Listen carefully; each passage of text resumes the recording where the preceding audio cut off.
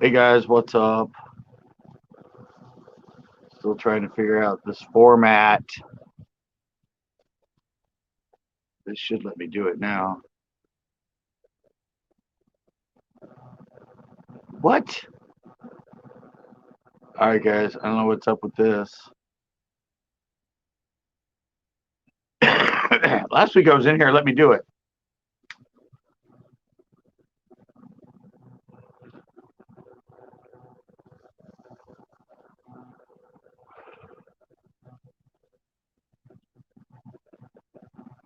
Alright, let me try it without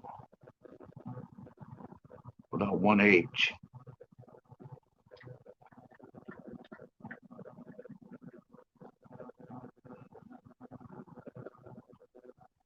Sorry guys, trying to figure this out.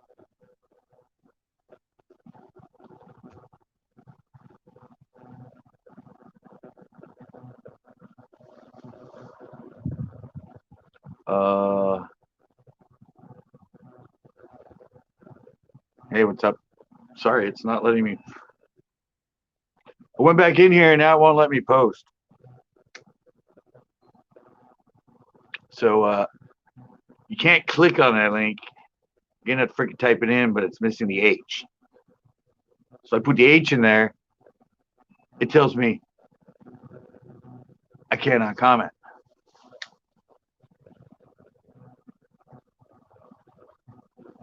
So how's, oh, well, the one person left. I was going to say, how's that person doing? But evidently that person went away. So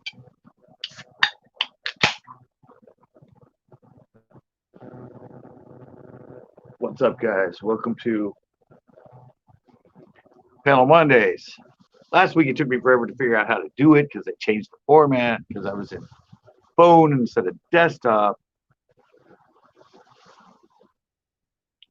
And now it lets me in and it won't let me post the link. It's always one thing after another, you know? Crazy. Crazy, crazy, crazy. That's all I gotta say. Wow. We got some wind going right now. We got some wind going. Nobody's coming in. What's going on? I am live, right?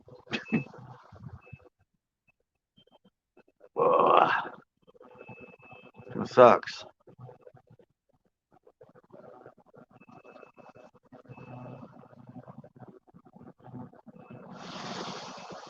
Okay. Oh, there we go.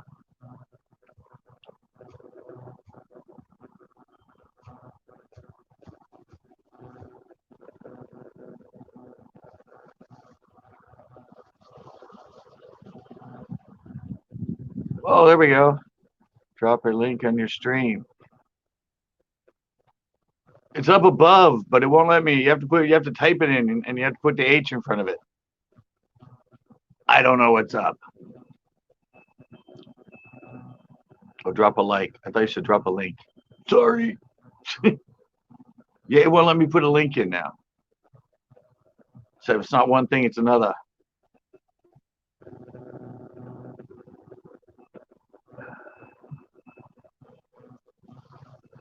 Everything's going to hell in a handbasket right now. Oh, it's Monday. I forgot the other hat.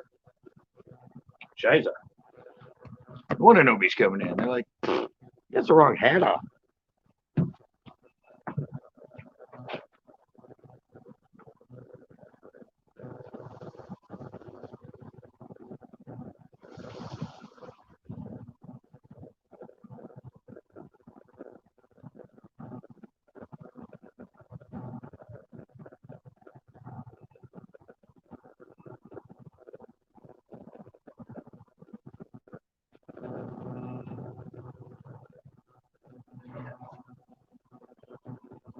All right, I made it back. Totally forgot I had the wrong hat on. Let's see. No more links now? That's what it says. It worked in this format last week. I can add a link. It just won't let me put the whole link. I figured it was because I wasn't live yet. But now I've gone live. Oh, there, I put it in. I guess somebody else had to. I don't know. And you're in here, and it's telling me I don't have anybody in here. So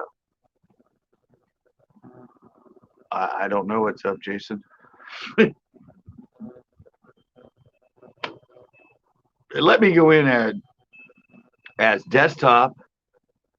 Didn't let me do that last week. Every time I had it in desktop, and it stuck me here.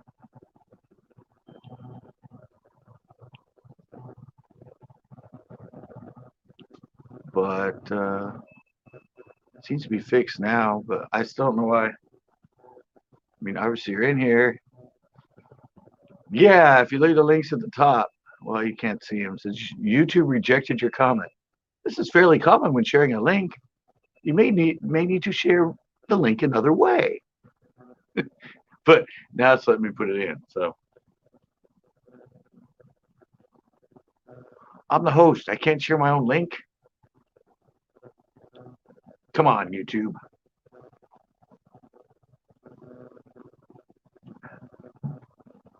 Get your act together.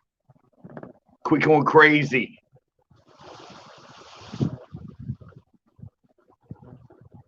It's funny though, it's still not even telling me that you're in here. I don't know why.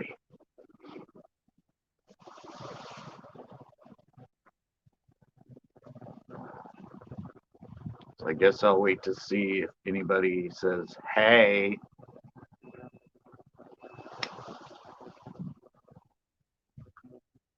See if anybody says, hey. I'm getting crazy. Evidently. Like I said, you're still in here, but it's still telling me I have nobody. I don't know. I can post that now, but I said it's still not saying anything about. It doesn't even show you on here.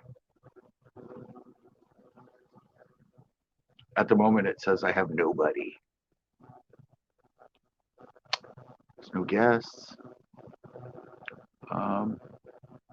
Yeah. Oh, now it says 3. Well, there you go.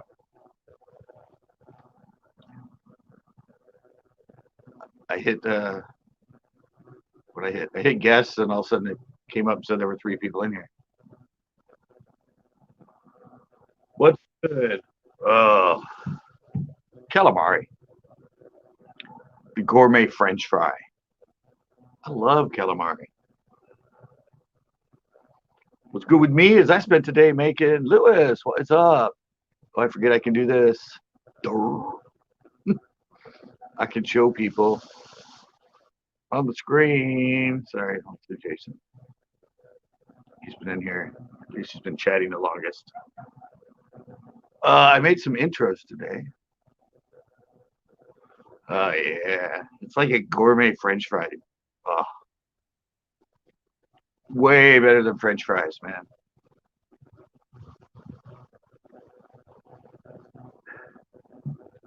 Could eat that stuff all day long.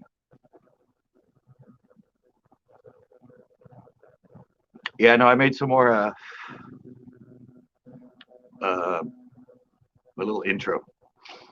Just the part that goes dun dun dun dun dun.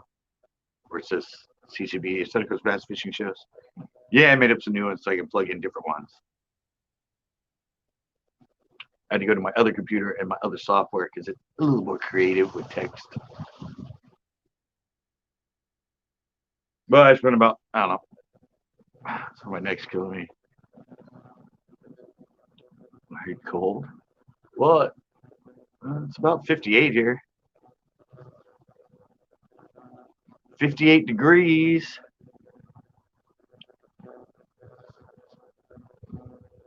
We not warm here. We always in the 60s and 70s, or 60s and 50s. We don't go up.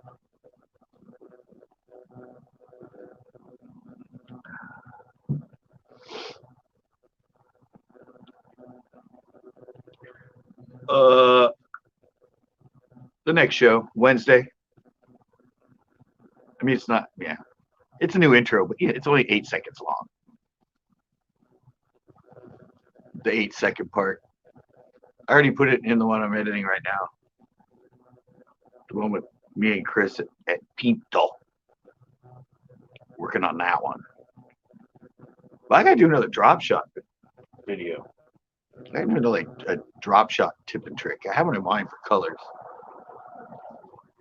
All of mine with the drop shot are starting to like get picked up by YouTube search, so I gotta do another one. Angel! Ooh, Jacob's here. Raldo's here. Go away. Doesn't want you to go away. Angel's here. Here it was 86. Yeah.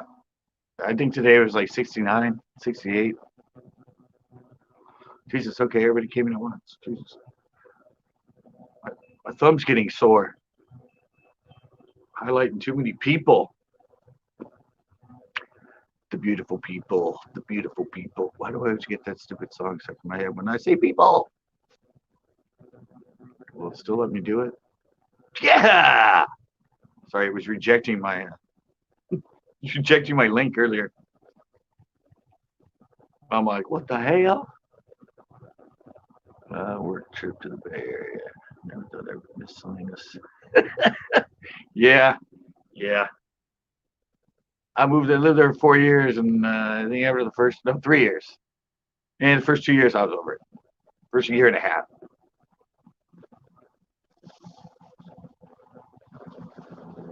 I wish I had your weather. Yeah, but every time I go fishing, it's in the hundreds. Or thereabout. Yeah, isn't that Marilyn Manson? The beautiful people, the beautiful people. Pretty sure that's Marilyn.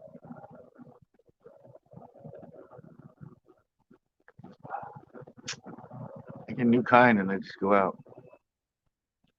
Bay Area's not the place to be right now. Probably not. I don't think any big city is. That'd be a big negatory.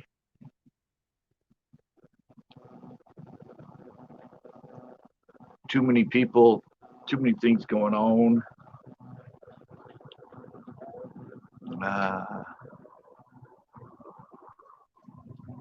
I'm in California.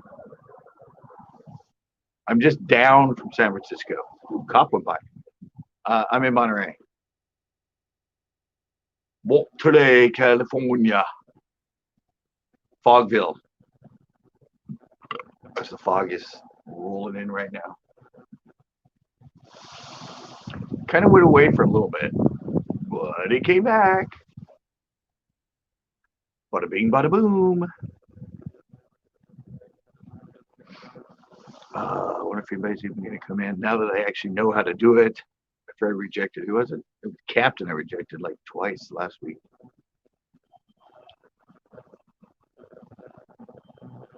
Yeah, they switched. See, you didn't be able to used to be the host. Yeah, exactly. We're number one now, aren't we? Not the thing to be number one in, but I think we're number one. I think we're actually ahead of Florida now. At least we were for a little bit.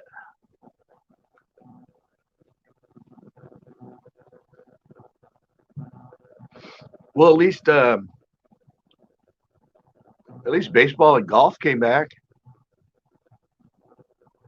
Captain is on hurricane watch. Nice. That's why I don't like it back there. I'd rather worry about an earthquake every once in a blue moon than every year having to deal with hurricanes, tropical storms, places where there's tornadoes and all that. Nah, that happens every year.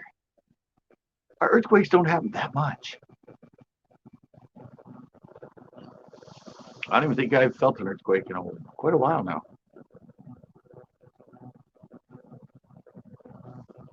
And a lot of times we only get little ones.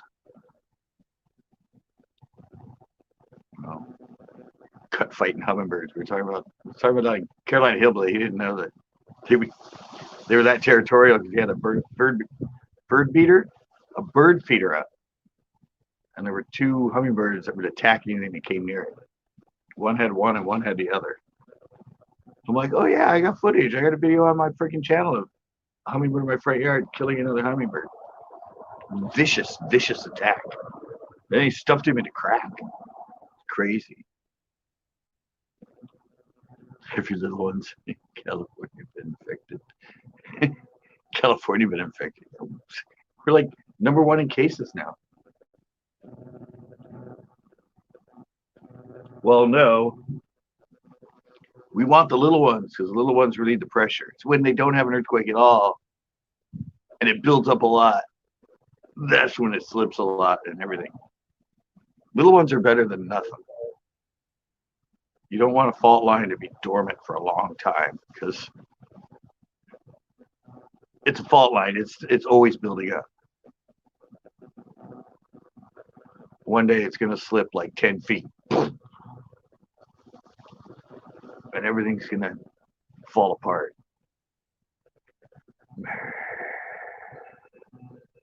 California, we're like way bad.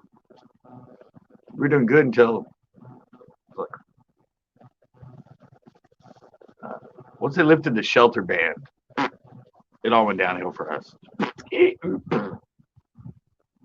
Everybody's like, cool, it's over, it's done. Just ignore everything they taught us.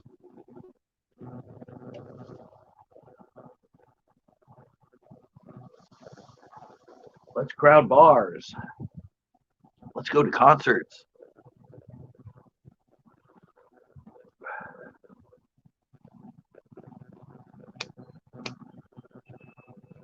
And now we're in the predicament we're in. A little bit tougher. I started again, huh? Jost encased. Cased? I'm having trouble talking today. So glad they'll let me know. It's kind of scary that I'm like, what am I going to do? I don't have another computer. So how's everyone doing? Anybody fish today? Anybody have fun? I sped. I cannot talk today. I said I spent the time making a bunch of new intros. That's why it's always good to have it's Trump's fault. Yeah, exactly. It's always good to have a template when you do your videos, like me, because I have the intro, then I have the day so far, then I have the conditions, and I have the ending. So I keep it as a template. Can I come up? Sure, anybody can come up. It's open panel night. Yeah, so I have the template. I have that eight seconds there, so I can create a bunch of cool little intros that are 8 seconds, and then I can just plug them in. It's like easy peasy. Just plug it in, plug it in. NJ. Scott, you don't see me? What?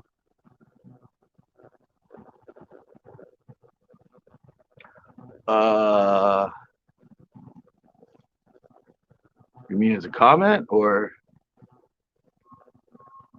oh, NJ, yeah, see, oh, okay. I thought you meant you were in the panel. I'm like, what? No, I don't see you there. No, I didn't see your comment. I said these things jump. There's a delay, and then you'll get like 5 at a time. Hey, NJ. I sent my members your intro video today. Just because I've never, I think I played it on one of my lives on my computer behind me. But I've never posted it, so. Yeah, I saw that. It was right above my post. I'm going to take over the world one day. Good.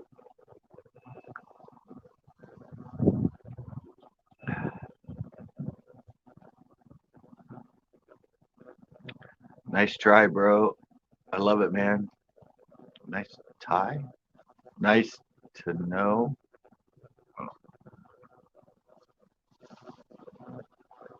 Yeah, I figured I'd show it to my members.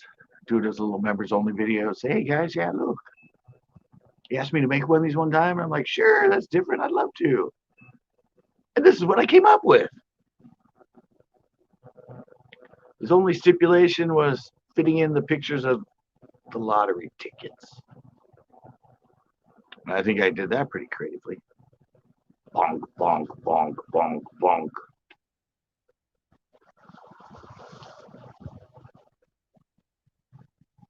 Oh, did you find it? Yeah, it's from like a year ago or something like that. Yeah, yeah. And there's one comment in there, and the lady got mad at me. It's like, why'd you just let that happen? I'm like, sorry. The death blow happened before I even realized it. I mean, he basically, yeah. I don't know. I found it was weird. I found it in my. It was Christmas time, so I had the wreath around the pole, and I saw the hummingbird fly up there, and all of a sudden I saw him like poking something. And I stood up, and I went over, and I went. It was another hummingbird. He was like stabbing it in the back of the head. I'm like, oh snap! I'm gonna record this. So I went in. By the time I came out my video, he was already down on the stairs and going nuts. And so I filmed from there on. Yeah, I never knew that. Yeah, it was like one of the most vicious attacks I've seen. Oh wait, somebody's in here. Oh, there we go. Sorry, I gotta learn all the pop-ups now. Can you hear me? Sorry. Yeah. Does it sound all right? Or do I need to put a headset on? That sounds fine. Private chat. Was that you? Yeah, okay. I was just letting you know I was here. No, I know, because see, I used to be able to see the basement. When it's on desktop mode, I can see the basement. But now that they've changed, they made it so you can host on a phone, it's all pop-ups. So down here at the bottom with guests, I get a little red circle that says 1 if somebody's in. So I have to pay attention to that now, like to notice a little. Yeah, YouTube's been doing a lot of changes. Yeah, well, this is StreamYard change. This isn't YouTube. They've done a lot of changes, but this isn't YouTube. This is StreamYard change. Yeah, yeah. They changed their interface. So, was that water? Yeah, that's water. No drinking water on my channel. What? It's Come on, I got a reputation to keep up. WBTV. We're advertising WBTV. Yeah. I have a reputation to keep up. I can't have anybody in here drinking water. I got it. I don't drink, man. I quit drinking a long time ago. Yeah, I probably should have too. Yeah. At least I mean. When I wrapped my tree around the telephone pole, that's when I quit. Oh. Yeah, I've never crashed drunk. Of course. Don't do it. Yeah. I'd say I haven't done it in years, but yeah, back when I had my rabbit and that, and I lived in Pebble Beach. Yeah, there's a lot of times that I had a big truck. I had a big truck. I wrapped around the telephone pole, cut the telephone pole in half, flipped my truck 3 times. Ouch! And you were drunk, obviously. Yes, sir. That's why you said you stopped drinking. Yeah. No, can I say I had a DUI? Yeah. Pretty much. Fun. It's not fun. And you had to pay for the telephone pole, I'm sure. Yeah. There's a lot of stuff I had to pay. I had to pay for a lot of stuff on that incident. A lot. That was 10 years ago. Geez, Scott, you need to drink more. At least I have my 2 in that. Well, there's some Bud Light in the fridge, but that ain't mine. No, I said I had, I have my 225 cans now. I mean, it used to be like 240s. So Yeah. I'm doing better, and I don't usually. I just drink at night, and then yeah, I was never one of those people that just drank themselves into oblivion every night. I had a roommate for 4 years that was like that. He That's didn't know what when. my roommate, he drinks. He drinks. I don't drink. He does. Yeah, but this He's guy, 20. yeah, He's 29 or something. I think he's 29. yeah. See, this guy that I lived with, we're talking a case a night. Ooh, not that much. Yeah, I drank liquor. and I didn't drink beer. I drank liquor. no, but then he would drink that a night, but he would also go to the bars. Yeah, I drank. See, I didn't. That's But he me. drank. My He favorite. drank hard there. I used to drink Wild Turkey 101. Yeah. See, I Yeah, don't drink any hard. that's all I drunk. I mean, on the whole weekend, a gallon and a half is gone. Yeah. See, I never really got into hard alcohol. Yeah, I used to be hardcore, man. I got rid of doing that. Well, I had a friend in. Why isn't he Try not giving to me? do that hardcore stuff no more. Yeah, exactly. That's 10 years ago. So What happened? Where the hell did I go?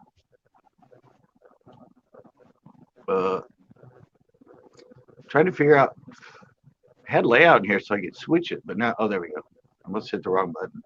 I got some new. Not too long ago, I just got some new product for my beard, and I'm not advertising nothing, but for my beard. Drop the I got link. my Drop the goatee. link. I'm gonna grow a goatee all the way down. See, it's right here. It goes all the way down here. Oh, I see. It's just It's just a. It goes all the way to here, and I'm gonna grow it all the way down, straight down. I'm not touching none of this until I die. And when I die, I'm gone. Hey, I'm So not you, touching none of this. so But what you I'm do the. saying is, I bought You do the I bought ZT some top. product.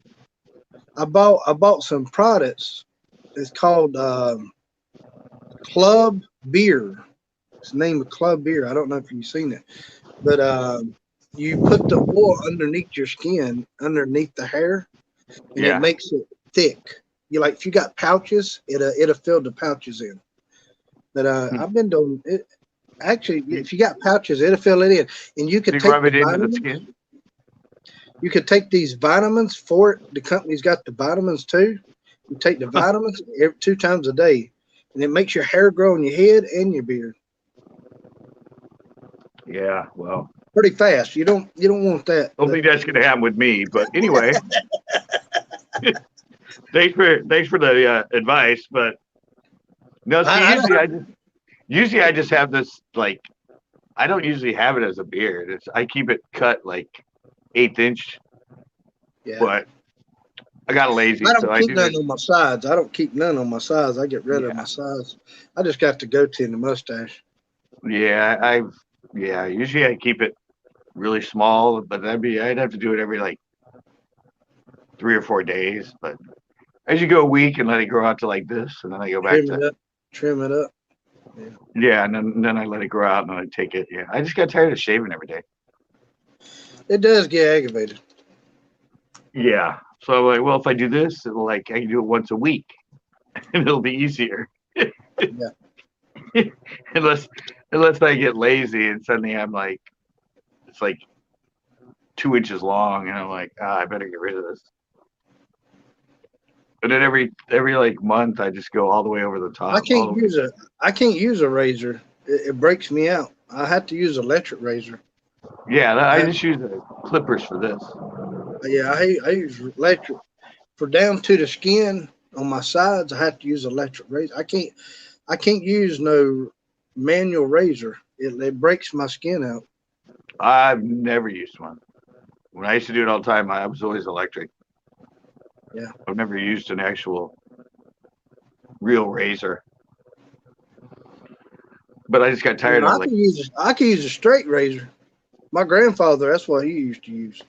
Grandfather, oh yeah, oh yeah. I only know that from old movies. That's the only way I know that whole skit there. Get that leather belt. Get that leather belt out. Yeah. And then they, one swipe down and then flick Boom. and then Yeah. they go up to there and the flick. That's the old Western days. Yeah. Well, that was from like, yeah, well, the late 20s, Marx Brothers movies and that. A lot of them did the old shaving, the 40s and 50s movies. Yeah, you remember? You ever seen Gunsmoke? Yeah. Oh yeah, John Wayne. Gunsmoke, Bonanza, The Oh yeah, Rifleman, yeah. all the old classic like TV westerns, TV show Oh, yeah. westerns, sitcoms. Yep, I used to watch The Rifleman. I like Gunsmoke. I really like Gunsmoke more than any. I still watch Gunsmoke. They still show them reruns Yeah, I don't think on I wasn't into that or Bonanza. More like, on Travels TV. Travels TV. We have it here on their channel here. It's called Travels TV, and yeah, they play old movies and old TV shows. yeah. Well, I said MTV started showing all their old stuff from like the '90s, all the MTV Cribs, all the Punked, all that. And Oh it's yeah. now on YouTube, and they have it. It's under MTV Vaults, Oh and they've yeah. been pumping out all the old Cribs and Bam and all the like. Seems like it's like late '90s to the early 2000s. They're Yeah. re-showing everything on YouTube, just pumping it out like every week, new episodes, new old episodes. Fast try, social distance, only 3 on Sundays, 6 hours. Yeah, it's still slow everywhere. I don't know. I don't know why. You been fishing lately? Yeah, I filmed. Yeah, I filmed Saturday. Oh, did you? Yeah, I've been pretty much just going like once a week. Yeah. I don't know. My educational videos are the ones that are getting picked up by YouTube search and that. So I gotta like pump a bunch more out. They get going, but it takes them sometimes a year, and all of a sudden they just skyrocket. Yeah. I had one. The one I did, it was how to find keywords on any YouTube channel, which has nothing to do with fishing, and but it was something I learned how to do it so you could see people's keywords because they used to show them and then they hid them because that's like the secretive thing of the channels. Yeah. And so I put that show up, and within 6 months, it had 100 views. And I was like, well, that didn't go very well, and that's probably not. Within the next 6 months, it had 700 views, and now it's up to almost 2,000 views, and it's getting like 400 and 500 views a month. Oh, wow. and it's that for a year with like 100 views for 6 months. It just like did nothing. And then all of mine that are doing that, they've been around for a while, and all of a sudden they get in YouTube search and they just go, the curve just goes straight up. One of them's getting like 1,000 views a month, and it's Wow. it's from a year and a half ago. I guess it just takes a little time to keep them out there. Well, yeah, but that's what I learned. Because at first you want to be in browse and suggested videos.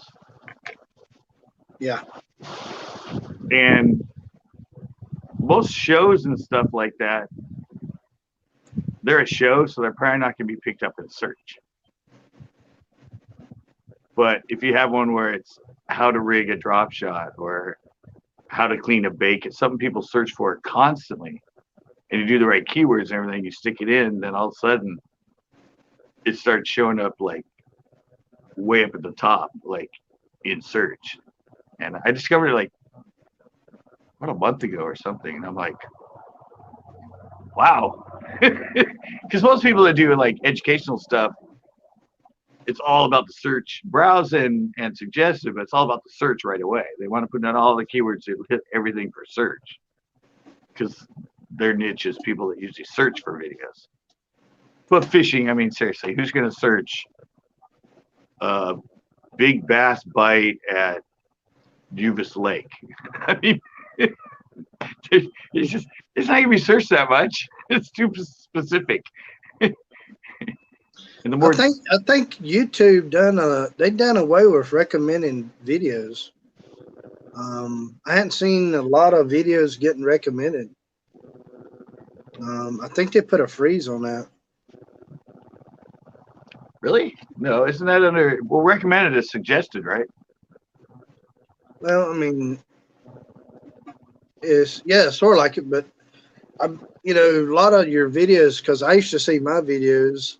This was probably about maybe 8 months back, about maybe 7, 8 months ago. You could go and do one search and because I'm a gamer channel, and I could go into games and just pull up a lot of people, and it'll have recommended every video at the top of the list, at the bottom of the list, and then it start dropping down, and then it'll go away. But to recommend high people is not even. It's like, I know you don't know him, but his name's, he's a very big YouTuber. He's a Ninja Hype. It's Ninja Hype who plays Fortnite. His videos are not recommended no more. None of the. I mean, I don't know if it's because it's on the gaming side but I haven't been seeing a lot of recommended videos. Yeah, might have to do with that, or maybe they're starting to get on the like aggressive content. Anyway, it's a game. If it's. But YouTube has been red. They can. You got a green flag and you got a red flag.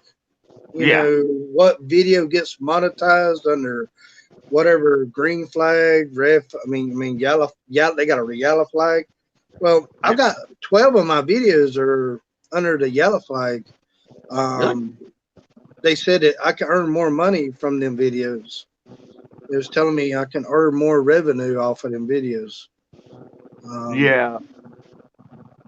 Well, yellow is just, it's limited or no ads. They will often run ads.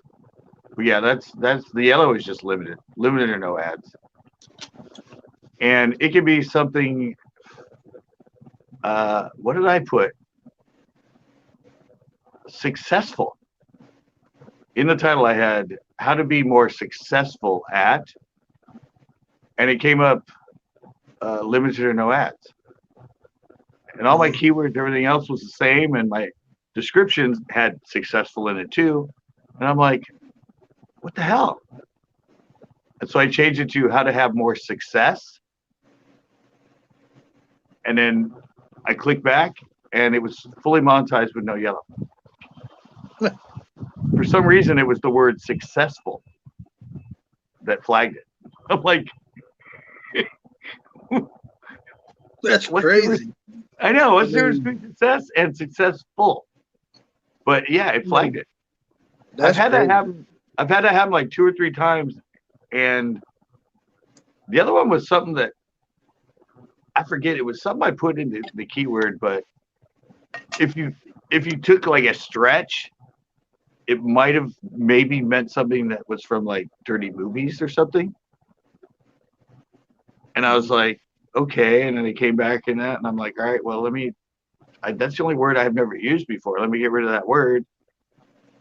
Went back in, took it out of the title, took it out of the description, all that, hit it. No yellow, fully monetized. I'm like, really? Wow. That's crazy. That's crazy. That word, which is, I don't know. I forget which word it was, but I guess it's something that might be, I don't know. For some reason it got flagged. I was like, but successful. I was like, successful. I can use success, but not successful. A friend of mine told me that he got his yellow flagged from his thumbnail. Yeah, you can get it from a thumbnail. He got it from his thumbnail. Usually they just remove the thumbnail. I got one removed. I got one removed from my Tuesday night hangouts because usually I have the girls in bikinis and stuff behind me. Yeah. Yeah, YouTube. He said, "Sorry, your original thumbnail got rejected or deleted." I'm like, and it's an automated one because it's on my phone. I don't type in because the description will get it flagged too. Mhm. That's a lot of things people don't know. Like if you put effing great fucking, or anything like that in the name of the thumbnail, the Yeah. file name, yeah, it'll kick it out. Oh, That's wow. why I usually put words. I put words within the picture that might be questionable, but I don't put them in the file name. Even Lunkers TV, who's he's got like 1.8 million or something. Yeah. They just didn't put his thumbnail in at all. I mean, it just came up blank. And yeah, in the video in the beginning, he goes, "Yeah, sorry guys, no thumbnail. I mislabeled the file name." So, and do you know Lunkers? No, I don't know. He's one of the Guggen squad that are the big YouTube like conglomerate on Yeah. fishing channels. But yeah, I've noticed he has to pass stuff by YouTube before he uploads Oh, because he wow. does a lot of. He used to be a military sniper, Yeah. so he does a lot of shooting stuff. And so now I noticed in the beginning he has to have this warning that says viewer discretion advised. 18 Yeah, plus. they get really fishy about guns on YouTube. You gotta make sure you do it right. Yeah, well, I said he deals directly with them because he said he's on some of them that are going to be dealing with guns. He goes, "Yeah, I'm still going back and forth with YouTube to see what I can show, what I can't, so I can upload it and have it monetized." So they're starting to deal with us. They're starting to work with us now instead of just going, "Nope." You can actually go back and forth and say, "Hey, what do I got to do to get this video up?" It's not. I'm just showing people how to shoot on the range and all that. How can I? Have you ever seen the Demolition Ranch? Yeah, That guy shoots a lot of guns. yeah. He's He does. monetized though, right? Yeah, he shoots a lot of guns. I think he's got 4.6 million subscribers or something like that. Yeah. He shoots a lot of guns. See, the bigger you get, the little more lenient they are. They don't want to cut off their own money. Oh yeah. Yeah, yeah, When you get yeah, that big, they're making money. They're dipping in their own money. yeah. They're making 45% of your ad revenue. If it's getting 10, 20 million views, they're going to be like, "Go for it." Yeah, and he's got 3 channels. He's got 3 other channels too. He's got 3 other channels. So I mean, Wow. so one of them's like 4.6 million. The other one's like 2.5 million, and the other one just started out. It's got like 300 something thousand. Um, just started out about 6 months ago. Yeah, well, And there's a lot of them that. he's got a business too. He's got a business and everything. But Yeah, I wonder which is making more money. oh yeah, he's making money on YouTube and his products. Yeah, he's probably making more than his business if his business is other than apparel. Yeah. I mean, if he's like actually like does work for people like construction or something. He built them. He bought a. I think it's just out. It's like out in the desert. I can't remember exactly. I think it's in California, somewhere in the desert. But he bought a big mansion that somebody abandoned. And Yeah, that's where I've seen him. is that It's where right you on the seen him at? those are the ones I've seen where they're The one, rebuilding the whole thing. yeah, where they built. Yeah, he's got that channel, and then he's got the demolition channel, and then he's got another channel. But that big ranch, oh my goodness, that's huge house. Somebody abandoned it. Him and his wife bought it. Yeah, I saw that one. They had that like tall thing that it was supposed to be a shower with like 8 showers all around it. Yeah, yeah. And it's like on the hill and it's sort of split Oh like a my. V kind of. Yeah, Yeah. yeah. That's huge. That's huge. I mean, Yeah. And he's they, redoing it. Yeah. yeah, I he's saw that redoing the one. whole thing, doing the whole thing. They abandoned that mansion. They didn't finish it, and they had a Yeah. That's lot what of I said. water damage to it, and he had to redo a whole lot of stuff. Got a lot of money tied up in it. Oh, yeah. Well, same thing with Lunker's TV is that he bought the old Gene Autry ranch Oh yeah, in, was that like Oklahoma or something? Or, that's out towards that way. I think it is. yeah, 'cause he's in Texas, but I think it's in Oklahoma or something. But yeah, he bought the ranch and it had a pond and now he's rebuilding it. Had to put in build a whole big dam for it. And he's like putting in structure and he's going to do like a shooting range on it or for people, like to teach people to shoot. He's Oh going to put wow, he's going to put like some houses on it. So like places for people to come and stay. And like a weekend thing. yeah, and you can Yeah, fish with him on his private pond or you can, come there and they're going to have, so you can, yeah, I mean, he's investing millions and millions of dollars into this oh thing for my sure. god. Well, Yeah, you play big, you got to pay big. That's what they say. yeah. Well, I think to have a dam built, I think that's was like $200,000-$300,000 just to have the Oh dam yeah, built, the earth the dam, and then yeah, it had a house on it that burned down, and most of it had buildings where they had, I guess, like cows and everything, big long, but all of it like the roofs are gone and it's just pretty much falling apart. yeah. But yeah, it was the old Gene Autry Ranch, which is pretty That's cool. cool. But most YouTubers don't even know who the hell that is. Yeah. I mean, considering most of his viewers are, well, some of them are older, but probably most of them are like under 20. So you're what part of the Cali you from? The Monterey, south side, where you're the lower Monterey, part of? Monterey. It's like an hour and a half below San Francisco.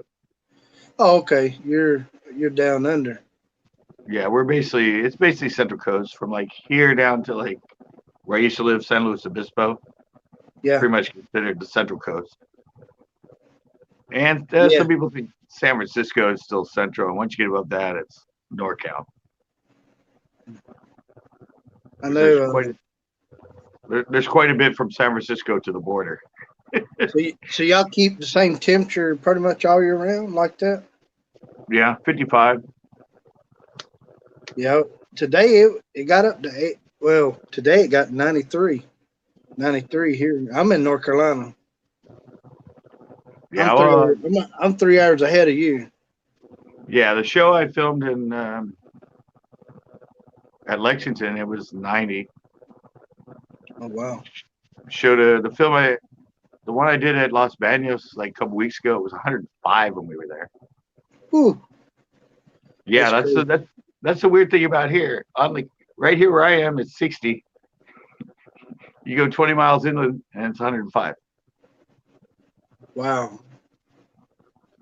Yeah, even from here to Salinas, which is only 5 miles away, Is Salinas that is where they get all the fires and stuff from California? That part where they get their fires and where yeah, we've already had a few here. They're all Big Sur. I'm right about Big Sur. They have tons of huge fires over their history. Um, they've been all up north from us, up in Clear Lake, Napa Valley. That's where most of the last 2 or 3 years. That's where it's been big.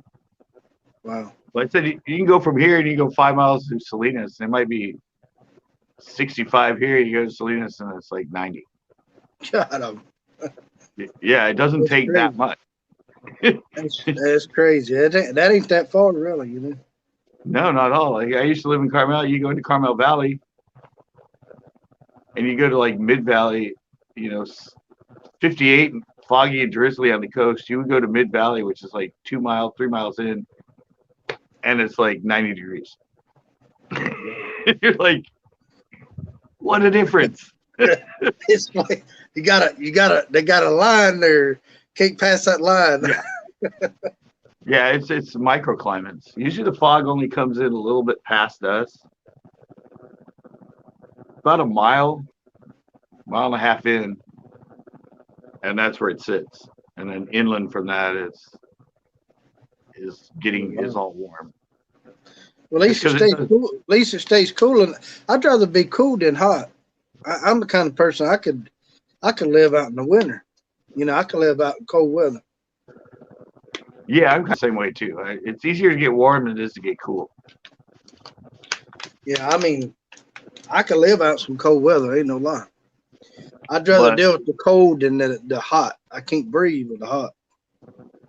I don't know. I grew up in Pomona when it was like 86 at night.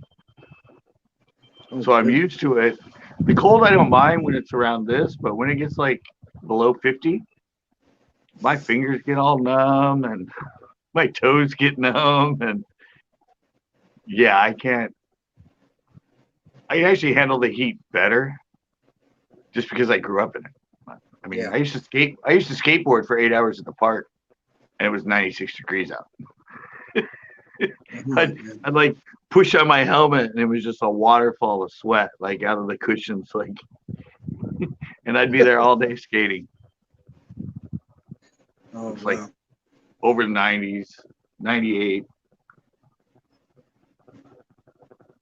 Yeah. Then I moved up here, and now I'm on the coast. So when I go inland, I can really feel it now.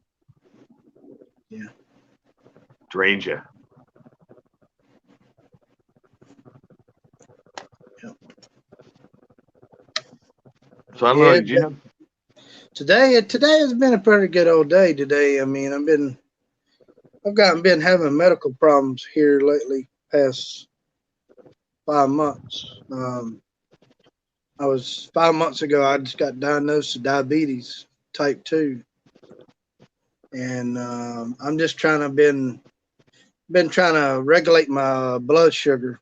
Um, my blood sugar. I had to change my diet. I can't eat like I used to, and Yeah.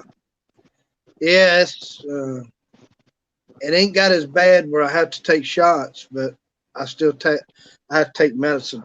I take medicine every day, and got to eat right and not, stay away from that sugar and carbs. You know, Yeah.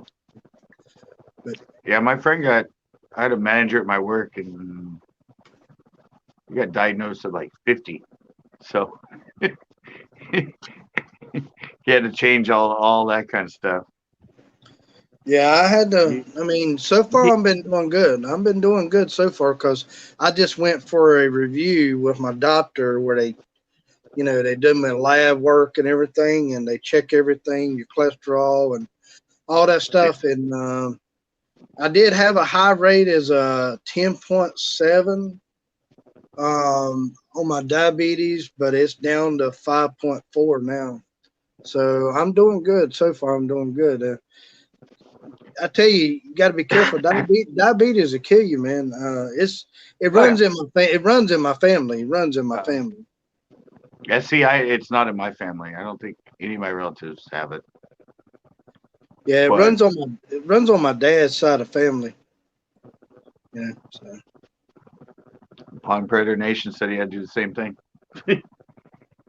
Yeah, I mean, you can lose your limbs, you get limited thing, you can lose your Most vision. of the time, the thing is about a diabetic is it starts with your feet because you lose your feet will go numb. Your feet will go numb and you can't feel things. You know what I'm saying? You won't feel on the bottom of my feet. I can't if you touch my feet, I couldn't feel nothing on the bottom of my feet and on the sides.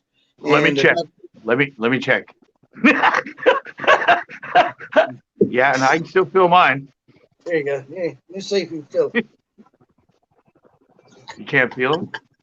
They're all numb. But No, yeah. that tickled me. That tickled me. And I can't walk barefoot on like little rocks and that. But yeah, I mean, and the thing is, if I get cut, it's not good to get cut when you're diabetic, and I won't feel myself to get cut, so I got to protect my feet real good because you can't. I Uh, won't. You can't feel nothing on your feet when you get cut, oh, and then it starts. And you once you get a sore and you don't take care of that sore and it get infected, being infected, being a diabetic, it gets in your blood, and it really you got to be careful. You can lose yeah. circulations in your foot, and they have to cut your foot off. Yeah, that's why I said you can lose limbs. Oh yeah, You you can can go lose. blind. It affects your eyes too. You can go blind. Oh yeah. Yeah, my funniest thing with alcohol was I was in Costco and there was this old lady in front of me and she had 2 bottles of champagne. And I was like, ooh, partying up tonight, huh? She's like, hell, I think she said she's either 89 or 99. I think she was 99. She goes, yeah, and I have 2 bottles of champagne every night. Oh I was my like, goodness. yeah. She's either 99 or 98 because I was shocked when she said it. I was like, what? She goes, oh yeah, I have 2 bottles of champagne every night. She's all, and I'm 99. It's like, I'm like, well, and now I'm worried. I'm worried at 50, and you've been doing this. I'm like, how long you been doing this? She goes, oh, this has been my regimen forever. She wouldn't drink her wine, but every night she'd drink her champagne. 2 bottles, 2 bottles of champagne, Oh wow. and she's 99. I couldn't. I don't even like the way that champagne tastes. I know, but that was her elixir, I guess. Oh wow. But it's funny because you see a lot. I saw an interview with a lady. She was like 107, and I think she was on like it was on like Jay Leno or something. And I've seen others too that are like 103, 102, and they always ask them like, "So what's your secret?" And they're like, "Oh, don't listen to me. My doctor hates me. I eat whatever I want. I smoked up till I smoked up till 2 years ago. I drink." It's like, what? You're 107 and you smoked up till you were 105, and you drink and you eat whatever you want. Oh wow. Father-in-law keeps 2 cases of the bubbly on hand at all times. So maybe that's the secret. Maybe I gotta switch from beer to champagne.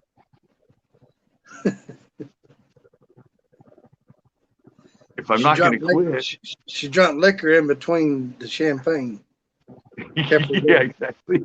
No, I can do sake shots with champagne. Look at that. His grandmother took 4 shots of Shine every morning and night. And how old did she live? Some good old moonshine. About as close as you can get to 100% liquor that you can actually swallow and not die.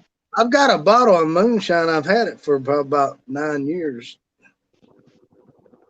Still in the jar. Still in the mason jar. Ain't never been open. I was just gonna say, have you ever heard of bathroom gin? Huh. Never heard of it. Well, it comes in a mason jar. Yeah. And she lived to 92 on 4 shots of moonshine in the morning and the evening. Yeah, but my friend, he was a bar owner, and he gave me a bottle of it, and it was in like a total mason jar, unscrew, and it said right on it, bathroom gin. I don't even remember what the content of it was, like percentage wise. But I've told the story before. I was in San Francisco, and I was waiting to go to a club. I closed my store, and I was in my store, and I just started like watching things on the computer and sitting there and just drinking it. but it was really not like normal gin. I mean, it was really smooth, like really easy to just drink. And so I drank like half the bottle, and the whole time I was sitting down, like I hadn't moved. And all of a sudden, I'm like, I looked at the clock. I'm like, oh, I better head to that club. I was on like the VIP list or something. So I like put it there, and I stood up. And then I went to open the door, but it wasn't latched. So I went to try to, and it opened all the way up, and I went and like kind of fell on the ground. I got back up. I'm like, woo, that shit is strong. Okay. Got myself together, left, went down the street, went down, it's San Francisco, so really steep hills. So I went down the one hill. I went halfway down the next hill, and I went, I can't go anywhere right now. Like I cannot. Yeah, and that took like 5 minutes, right? Down around the corner, and it probably took me 45 minutes to get back to my store. I stumbled across the street, and evidently, I think I hit one of the things they have the newspapers in. Yeah. I vaguely remember, but I think I slammed into one of those and fell on the floor. And I got myself back up, and I fell down again, and I was actually using the bricks on the building to try and actually get myself upright. And yeah, so eventually I made it to the porch of my store, and I took out my keys, and I think it took me like 15 minutes, like just to be able to get the key into the door. And I finally got the door open, and I like ripped the key out, and I went forward and slammed the door and fell onto the ground, and I think I slept there for like 5 hours. and I just kept going, thank God I'm back. Thank God I'm in place. Thank God I'm here. Yeah, but it was just, I've never had that experience with drinking, like, because I mean, it was about an hour, and I was just like, sipping at it. I was sitting down, but the second I stood up, and yeah, and then once I started walking, started circulating it, yeah, the moonshine will kick in on you. Yeah, that's what it's bathroom gin. I don't even think I looked at gin's usually not that much, like maybe like 80 proof or something. Yeah. This one might have been, I don't know, it might have been like 150 proof or 140 proof or something. Like, but yeah, I was just like, I'm like, oh, I go get a beer. And I'm like, oh, wait, a friend gave me that bathroom gin. I'll just sip on this until I have to go. And that was like, yeah, I don't even know how I made it home. Now, how far was the store from where you was at? How far was it from where you was at? You was going to go, and you said it took you 45 minutes to get there. No, it took me 5 minutes to go out the door, around the corner, and down 2 blocks. And I think it took me 45 minutes to get that distance back to my store. Oh, okay. Because I literally like could not walk, like apple pie, the smoothest glue. Yeah, I mean, I just couldn't. Apple pie. That's what I said. I just couldn't. I mean, I think part of it, I was like actually crawling on all fours, like trying to make progress. I've got Muscadine moonshine. It was made in Tennessee. Yeah. Muscadine moonshine made in Tennessee. It's about 9 years old. I ain't never opened the jar. Wow. Do you ever remember when Everclear, well, you're not in California, but Everclear actually sold what they called a moonshine here? Oh, it was? Yeah, but it was 100, because we have 151, but it was actually like 152 or 153 proof. Oh, wow. It was actually basically the strongest they would allow, because moonshine's like almost 100%. It's like, yeah, it's almost like 90% alcohol. But yeah, it was like 52, and they had it here in California for a little bit. And But they had I don't, our the Everclear here. They called it white lightning. You know, back in the days, they used to call it white lightning, and that was the yeah, that's moon. what they called it here. That's what, and that was the moonshine. Yeah, back in the Yeah, days. You know. that's what it was called here, but it was only 152 proof. Yeah, It was one more than 151, so it was the strongest liquor allowed in California. I that's don't the know way if it it was just, here. That's the way it was here too. Same yeah, way. I don't know if it just didn't sell or if they decided it's too strong or something, but it disappeared. I don't. I ain't seen it in years. In years. Maybe, yeah, maybe that whole company just collapsed. I mean, I Yeah, ain't and seen it in years. they had a blue and a red label. Yep, yep. I remember. Yep, but I ain't seen it in years. You know, there's a new tequila out. It's called Terramon. The Rock's got a new tequila out. Oh, really? The Rock. Yeah. He has he's got his own got his own beverage out there. It's called Terramon. It's a new tequila, but the Rock has made it. Yeah, well, there's a lot of celebrities that have vodka, tequila, whiskey. A lot of singers, actors. They have their own brand. Yep. Guys come on the bourbon trail. He doesn't drink, so he's designated driver. I drive. I do driving. Yeah, he'll drive. Let's do it. We got a designated driver, man. We're all in. Hey, got the DD. Yeah, you got the DD. It's always good to have one of those guys with you. It's always just slide me a water or a Coke. I'll be all right. Yeah, slide me a Coke and I'm good. Yeah, I remember, back in the day in college and that, and then you all go out and party all the time, and then suddenly one of your friends goes, "Yeah, dude, I joined AA," and that everyone's like, "Yes!"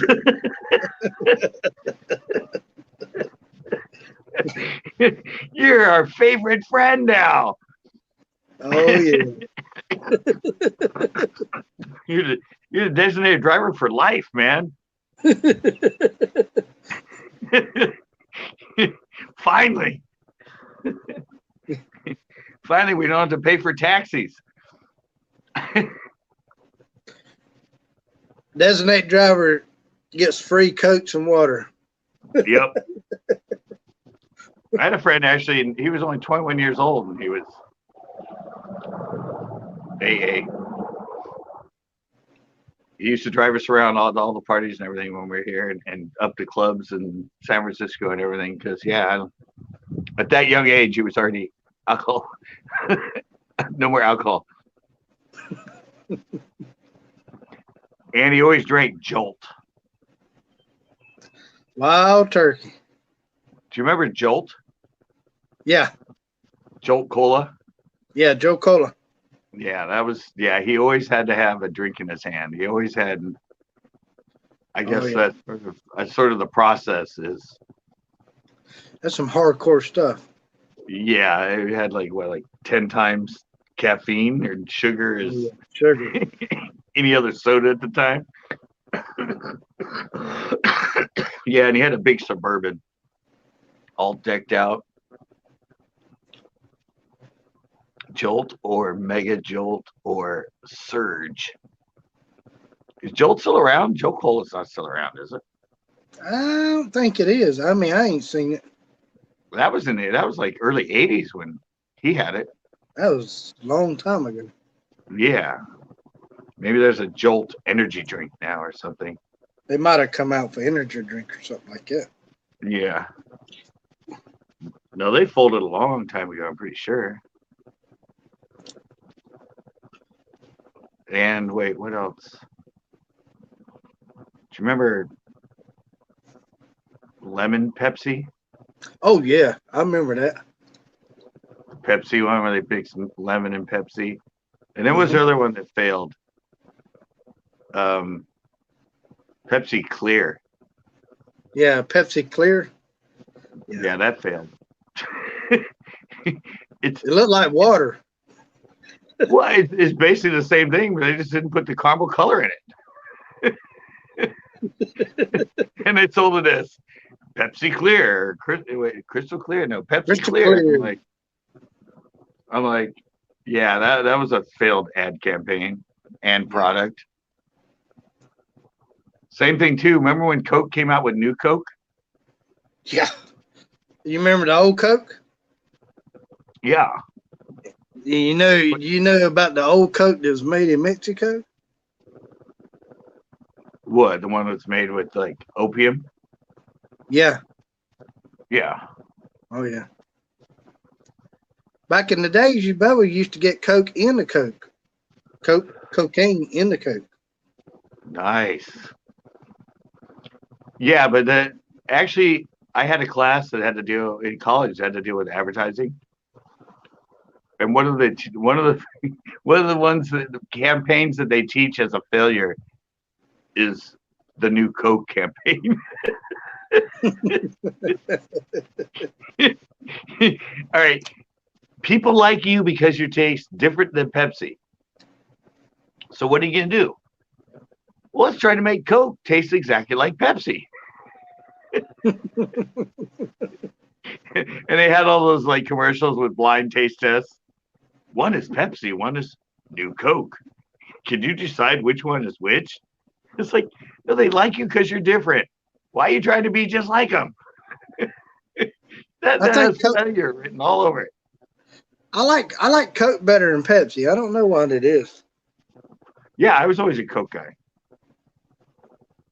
Pepsi was too sweet. Coke had that little bit of a Yeah, bitterness. Pepsi's way too sweet. Yeah, and that was the difference. And then they tried to make them taste exactly like them, and it just millions of dollars friggin' down the drain. Man, it's two different companies. How you going to make them taste like each other? Yeah, but that was like Yeah. that's like why would you? You're different. That's why people like you. Why do you want to be like oh, but we can take over the whole market and push them completely out? Mhm. No, you just lost all the people that liked you because you tasted different. They went to some other like cheap cola because it tasted different than Pepsi. You just Yep. pushed out your whole demographic. I got something I'm going to show you. It's not advertising nothing at all, but I'm going to show you something I just got not too long ago.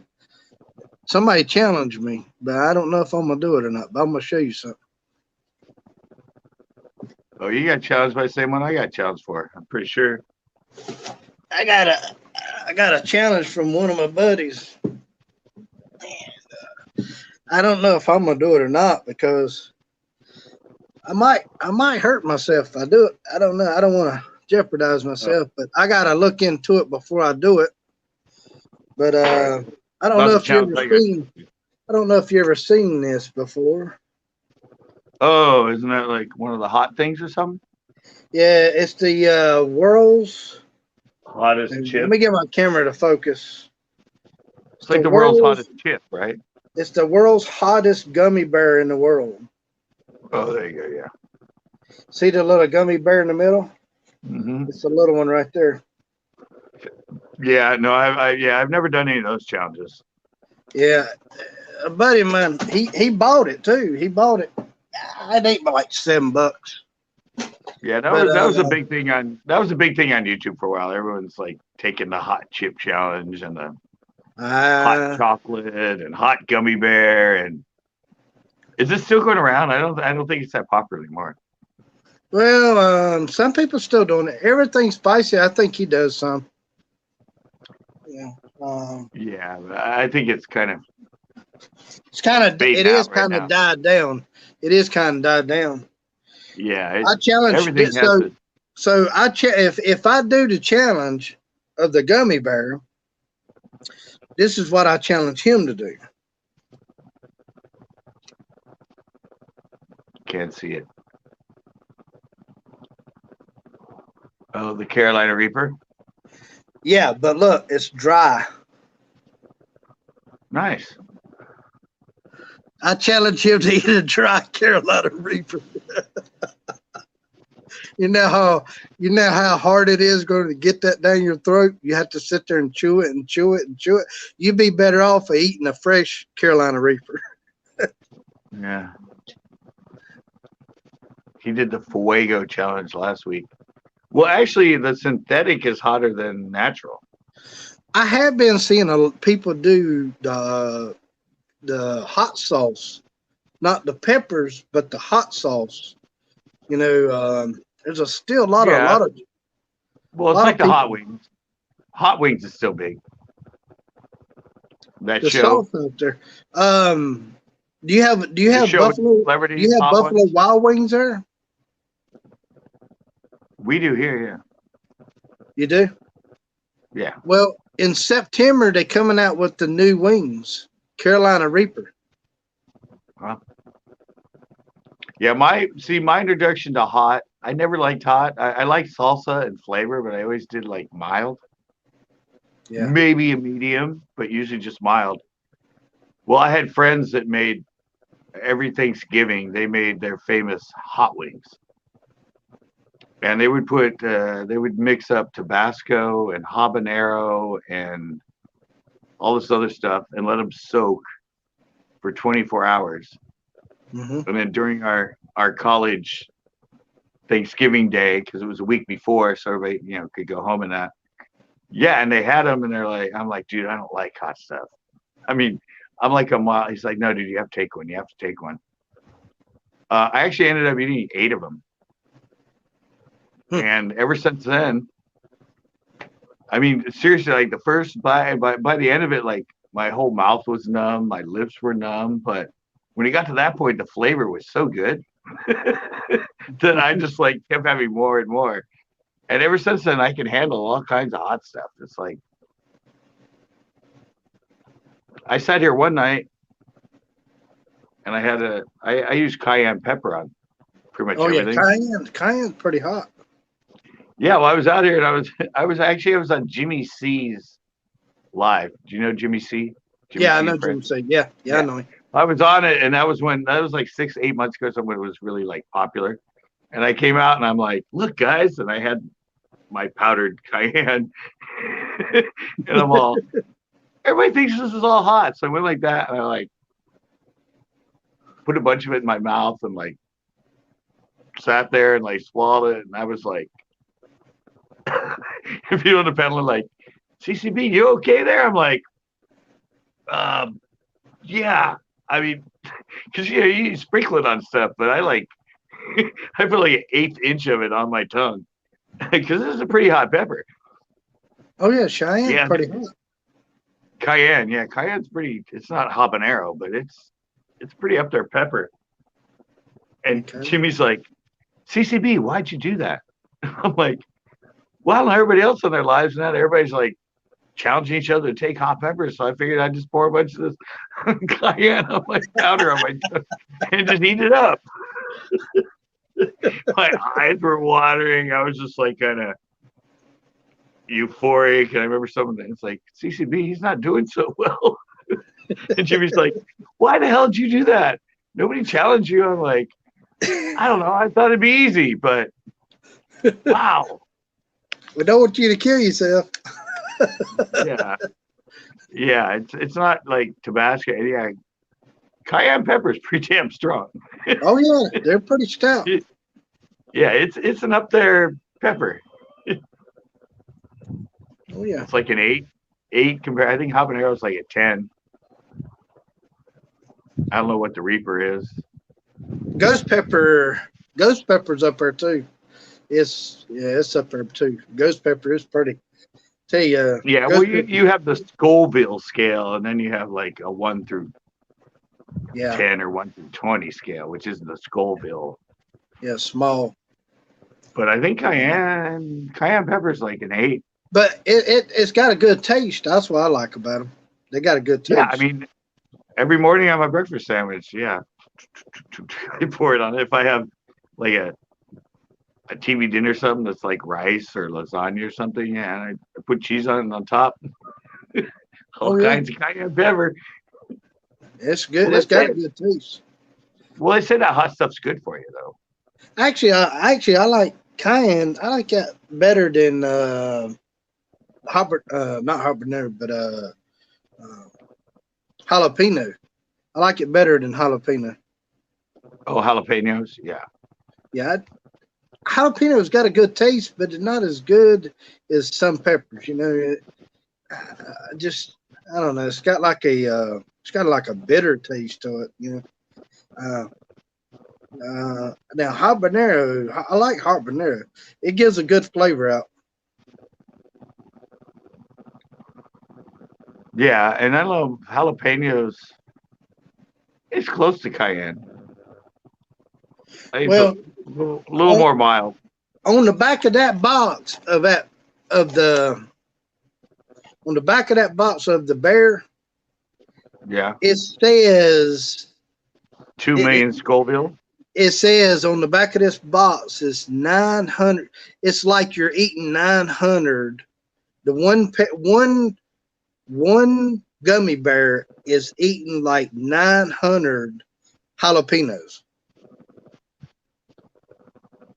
Okay. But what doesn't it tell you the Scoville? It's 1.1 million. 1.1. All right. Yeah. Yeah, I watch Hot Ones all the time. So yeah, some of their That's actual gonna be hot. natural ones. That's gonna be pretty hot. I don't know if I could do it. Yeah, a lot of their natural ones that they do, like the sauces, the hot sauces that are made from natural, not synthetic. Yeah, I think the hottest they're like they get up to like 1.2, 1.3 million Scoville. yeah. But you get the synthetics, and some of those are like 4 and 5 million, Whew. 2 million. I mean, they can do synthetic hotter than the natural peppers. Well, I Yeah, know the scorpion. That's pretty hot pepper. It's getting up there. You getting up there with the scorpion. yeah, but nowadays it's all the ones that people do the challenge and everything, other than the ghost pepper or the Carolina Reaper. Yeah. It's usually a synthetic. It's like the world's hottest potato chip and that, but it's 2 million Scoville or Yeah. 25 million. You get it, and it ain't that hot. I've already done that. I bought some. It's called Well, Pepper. I don't know if you ever heard of them. It's called Pepper Joe's Company. I bought some ghost pepper candy bites. Both ghost pepper candy bites, that's mild. and it was. They said it was hot on the back of the package. False advertisement, and it wasn't hot at all. Yeah, yeah. You get a lot of synthetics there. It's not the same heat as nature's heat. But I remember there was one. I don't know if you ever watched Casey Nastic. Yeah, You know Casey? yeah. I know, Yeah. kids. Did you ever see the one where he gave Dan the like hottest chocolate in the world? I hadn't seen that yet, but I It heard was a somebody lot. It was tell. like 2 or 3 years ago. It's an old video. Yeah, But he came into when he was still in New York and he had his workspace and he came in. He's like, hey, and he set us up beforehand. So yeah, Dan's going to come in and I'm going to offer him this chocolate. And I'm going to tell him it's hot. And then when he asked me like what Scoville is, because he doesn't know about it, I would say, oh, it's like 2.1.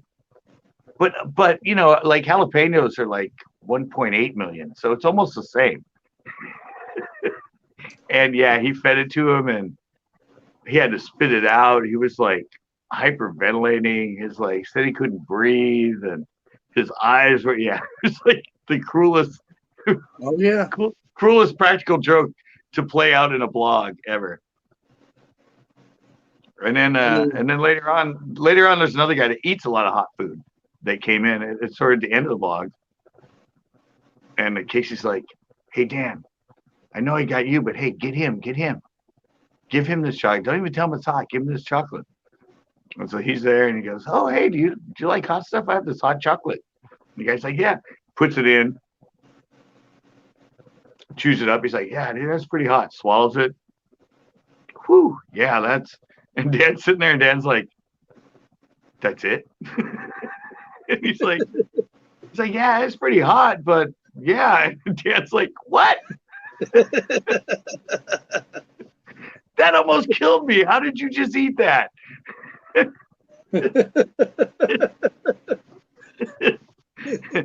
Difference of taste, my man. Difference of taste. Yeah, it almost killed him. And he said he was getting like blisters on his lips, and Oh his like wow. lips were swelling. Yeah, I mean, it really reacted to him. And the other guy's just like, "Ooh, yeah, that's pretty warm." And just eats it, and swallows it. And Dad's just like, "How? How'd you do that? How'd you do that? How? How? Don't you see my lips? Yeah, I look got at my me. lips all Wait, swelled up. yeah. Wait till you watch the video. Look what it did to me." And you're just like, "Yeah, it's pretty hot."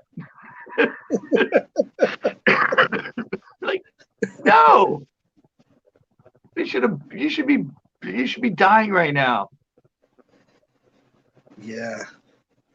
It's all about tolerance too. If you build your tolerance up, you can do it. Well, yeah, You if you're know, just used to it.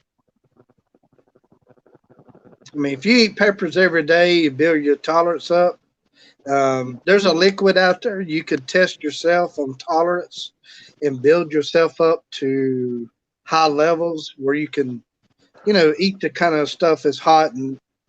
But the thing is a lot of people when they do these challenges, they prepare themselves with, they coat their stomach because Yeah, a pepper, drink a lot of milk. too much hot stuff will give you ulcers in the stomach. Yeah. They drink like milk or something like that, like something that Pepto-Bismol. Pepto-Bismol is the best thing to drink. I didn't know that. I don't prep for it. I just take it. Pepto-Bismol will coat your stomach. It will take care of your stomach, so you won't have a lot of people that does hot stuff does Pepto-Bismol. Yeah, I never knew that. Yep, it'll keep you from getting ulcers in your stomach. And if you eat too much hot stuff, you can get ulcers in your stomach, and it's cause your stomach inside your stomach to bleed. Yeah. Well, it's like a really slow night. I don't know what's going on. I can't see the chat. I'm not able to see the chat. Well, no, but I'm saying none of the real locals have come in. It's really weird. It's like everybody's just. Usually, I got on YouTube, and I seen you the first one. I hang around. It's been a while since I've been in your channel.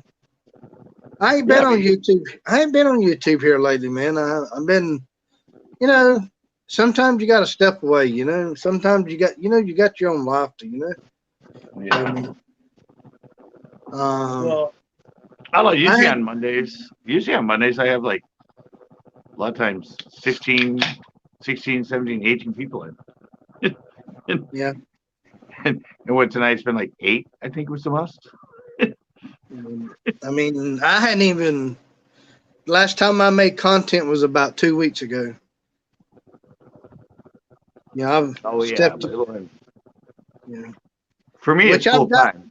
I've got about 800 videos, but I've stepped away. Sometimes you got to step away, Yeah. Well, I said I'm full time with it now, so. I mean, I've been monetized for probably about 9 months now, 10 months or something like that. I've been monetized for 10 years. Oh, have you? Yeah. Oh, wow. 10 or 11, something like that. I haven't made much money, but you're I've been old school YouTuber. 14 years. Wow. Yeah, I'll be 14 years in October. I've only been doing YouTube for about 2 years. Yeah, I think I'm the oldest fishing channel on YouTube. Oh, wow. Yeah, October 6th, 2006 is when I created my channel. Before Google bought them. Yeah, I was a little ahead of the curve. you under the old policies. Oh, I know everything about YouTube, everything about how it started. I mean, that was the raw format when I started. Yeah. I've seen all the changes. I guarantee you have been on there that long. Yeah, and Yeah. uploading for that long. Term Not from policies and terms and everything's changed. oh, format. Yeah, yeah, everything. The channel page is nothing now. It used to have all your top comments on it, and like it would show your keywords right on the front page of every video you put up. Oh wow. It would show like the title, the description, and right below that it would actually show when you watched it. All your keywords. Oh wow. Well, I don't think they had likes and dislikes back then, did he? I don't think they did he? No, there was it was still likes and dislikes. How But long's see, likes and dislikes has been on there? I think pretty much from the beginning, right when it first started. That Oh, when was it still first started? there. Yeah. But see, when it first started, when I started, you can only upload 10-minute videos. Oh, okay. I had to apply for a director's permit, basically, to show that I was more than just somebody uploading videos of Johnny eating peas. So I had to submit one of my fishing videos that I had on cable access prior to YouTube to show them that I actually made like production, and I got my director's privileges, and then I was opened up to be able to do. I think at the time I was able to do up to 30-minute videos. Now it's But what? actually, Any live streams, like live streams, the most they do is what, 11 hours and 55 minutes? well, yeah, but I mean, live stream didn't come out until 2017 on YouTube. Yeah. And then it got big, and it totally disappeared. And then 2018, it like went nuts, and everybody started doing grow channels and all that other stuff. But I went live. What they allowed live to every. They started with 100,000 to go live, then they went to 10K to go live. Then they opened it to everybody. That was, I think, January 2017. I went live for the first time, I think, in March 2017. And everybody was live. Like every little fishing channel, I mean, it was because it was the new thing. Like you, and then all of a sudden it just disappeared. There was like nobody, because they didn't know how to do live. They're used to filming and editing, and they get on there live, and I'd watch them, and for the first like 5 minutes being live, if nobody's in, they're just like Yeah, everybody had to try it out, see how it worked. Yeah, and then it disappeared. And then all of a sudden they came back. A lot of them said, "Whoa, this ain't for me. Let me go back to editing." Yeah, you actually you can't rely on editing. I mean, you have to have personality. You have to keep people entertained. You have to talk to people. It's like they're used to talking to camera now, but suddenly you have people commenting, and you have to like react to them and talk to them. And or it was the other thing. Actually, in the beginning, probably 90% of the lives, when you went to their channel to rewatch it, it was deleted by channel owner. Because they tried to go live and nobody would show up. Oh wow! Or only one or two people, and so they, instead of keeping it up, yeah, I don't know, when it first started, I don't know how many channels. I'm like, oh, so and so went live. Let me check it out. And you went in, and it was a black screen. It was a black screen with a frown with two eyes, and said, "Sorry, this video has been deleted by." So they wouldn't even let it go to a normal video watch after going live. Oh wow! They would cut off the live and just. So they didn't pretty much. They pretty much didn't let it upload. They wouldn't let it go Yeah, straight to YouTube after the live. They would just after they went live, they pretty much they delete it. yeah. And I think it's because most of them realized it looked bad on them because, like, hey, look at me, I have 3,000 subscribers, I'm go live, and like 2 people show up. And nobody's commenting, nobody's talking, and you don't really have like a topic or an idea, so you're just kind of like trying to chat with people that aren't there, and they're like, do you want to upload this to YouTube after you're done? Like, no. Delete. delete I didn't want to be there for the 2 hours I was there. I don't want anybody else to I see can't this believe train I wreck. was there for 2 hours. Yeah. No, nobody's seen this train wreck. Trust me. I only had 2 views. I was in there for 2 hours. Yeah, there were 2 hours and I had like 2 people in and 5 comments. delete. I'm never going back. I'm going back doing something else. Yeah, and then it really did that. I mean, a few people really took off with it. Yeah. And embraced it and were able to like use the live to enhance their channel. But Yeah. majority of them they couldn't handle it. They didn't. It's weird. It's like, because I've had people in here that came on the panel and they have a channel and they make videos and they're like, oh, I just feel weird. Like I'm shy. And I'm like, you're just talking to a camera. It's like, yeah, but usually there's not people watching me live while I do it. I'm like, it's the same thing. They're watching your videos. They're watching your videos, but that's different because that's delayed. But yeah, they come in here and they go like, oh, I feel It's no different. I mean, it ain't like you got 2,000 people in front of you. I mean, you can still react on your videos that you upload, even though you're live. Just don't pay attention to the numbers. Well, yeah, that's why I said it's like they're not in front of you. I mean, Yeah. to that they get nervous because it's like you're standing on a stage and you can physically see them. I'm all, but they're not there. It's just like just filming a video and just being yourself. Like, and if you're on the panel, it's me, and it's like you over there. It's just us. Don't think that there's like 20 people in here or whatever. It's just me and you. Don't. Yeah. And yeah, every once in a while you look over the chat and go, if you had 40,000 people in here, it's no difference. Hey, I can't see them.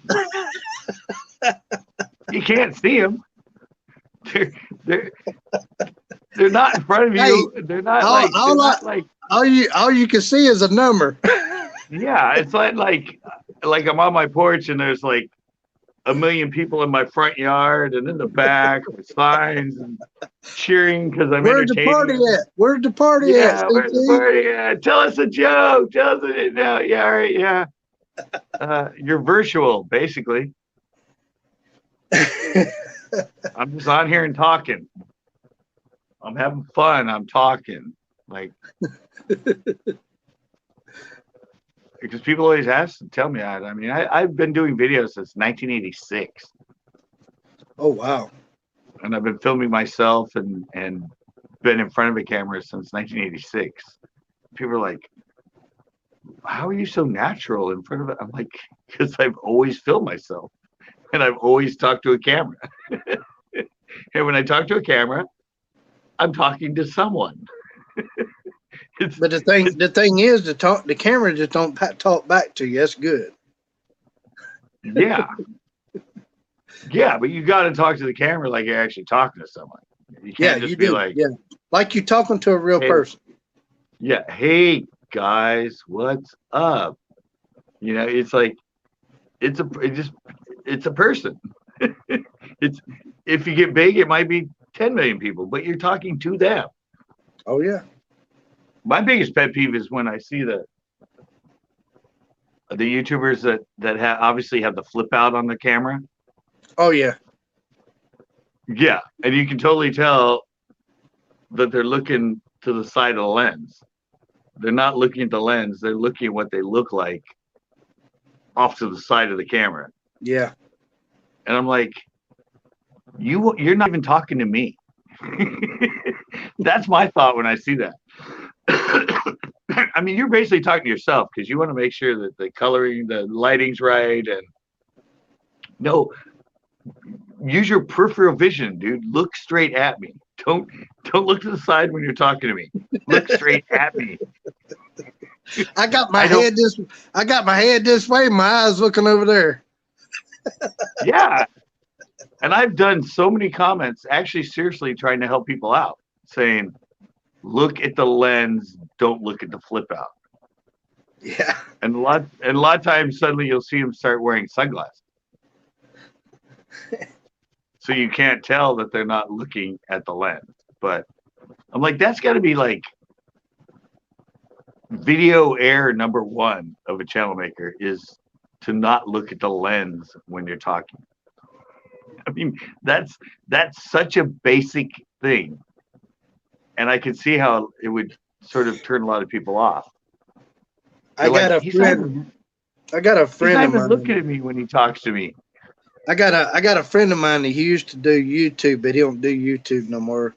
He used to have his own mechanic shop and he used to teach out people how to change parts out on YouTube, but he shut his channel down a long time ago.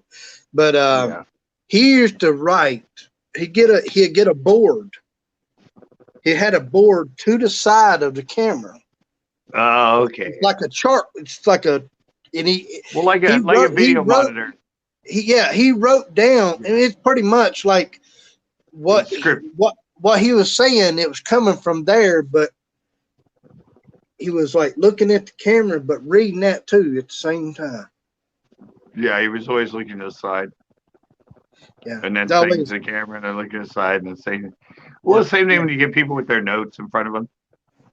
Oh yeah, when they have a scripted speech or something, and they're saying it, and then you see them look down for a sec. But now you go back to it's like memorize it more. I mean, you're looking down every like 5 seconds for every sentence. Like you probably had to be, memorize most of it and then glance down when you need a reference to where you're going. But yeah, to keep looking down. We know what you're doing. But, well, actually, no. I watched the eulogy by Barack Obama. Yeah. And he was doing that a lot. Like, obviously, it was a written speech in that, but he would go and say it and be as charismatic as is, and then you see him go like this, and then he kind of turn aside, and then he come back with the next one, but then he kind of like go down again. So it was like, I mean, I saw him, refreshing his mind every time he like looked down. But they try to do it like it's, like that's just what they're doing. It's like, yeah. And then again, and then, yeah, it's like, I know every time you're looking down, you're like looking for the next sentence or the next, script. I know you have it on like little cue cards. So we know what you're doing. We know what you're doing when you're looking down there. Yeah. I mean, if you're going to do that, you might as well just have them up so people know. Like, sorry guys, I don't have this memorized. I have the cards, but at least like have them up so they know. Don't be all trying to play it off. Like I'm going to be reading this paper down here, so I might not have my head down there on the camera the whole time, but I'm going to be reading this. Well, the best thing, actually the funniest thing for me, and me realizing my lives since I've been doing them, is when this whole virus thing hit, and suddenly like Jimmy Fallon and Jimmy Kimmel and all those people had to go from their house. And you saw how rough it was and how sort of uncomfortable they were going live to do their show every night because they're used to being able to do it over. They used to be able to have like the whole camera crew and everyone there. And once you stripped them down to that, they were just sort of like, you could tell they were uncomfortable and didn't even want to be like in front of the camera to do it live because what if I mess up? I can't like go cut, or or if I'm trying to promote something, I can't do it like 10 times a row so we get the best cut. Like they were sort of confused. They're getting better at it now as it's going, but that was the funny thing to me. I'm like, here's a person who gets what, like 24 million people on his shows every night on Tonight Show or whatever, and you put them in front of a live camera and they're all nervous and sort of stumble and forget lines and what they're supposed to do. It's like, you're a professional, dude. Any up.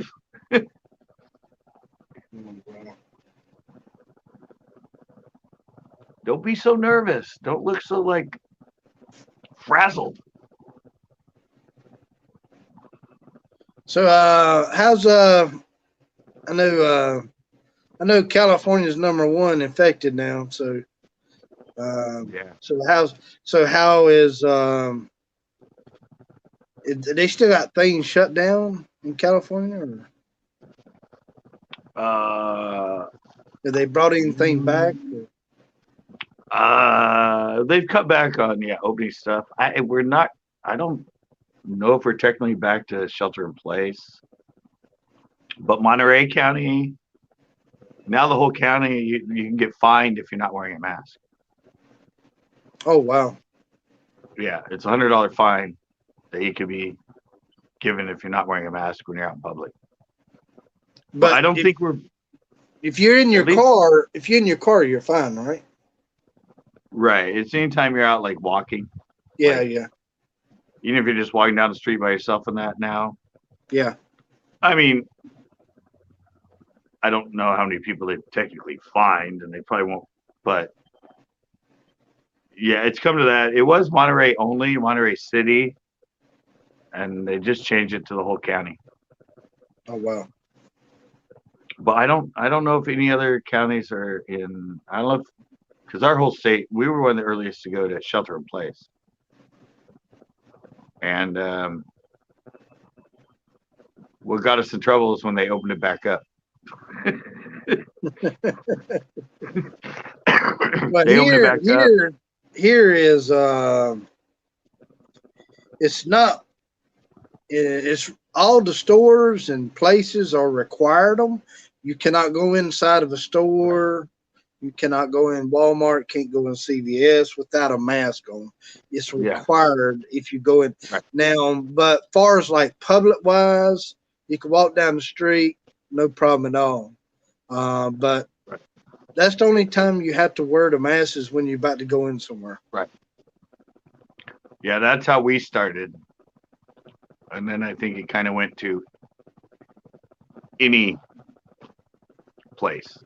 Like, well, I'm hearing they're talking about everybody. They're talking about making, not for sure 100%, but this is what I'm hearing, that because my aunt, she works for the government, but I feel sorry for her, but oh well. But the thing is that they're talking about making all states mandatory. If you do not wear your mask, they're going to put a fine. They're going to make it a law that you get a fine. Yeah, we're already a law. Yeah, I think it's $100 fine. Goodness gracious. Yeah, we already went there. Hey, can you hold down the fort of nobody while I go take a pee-pee? Yeah, go ahead, man. I got you. You don't have to worry because it says there's nobody in here. Go ahead. I got you. I guess just me and you. If they say something, I can't see them anyway. Well, that's a good time then.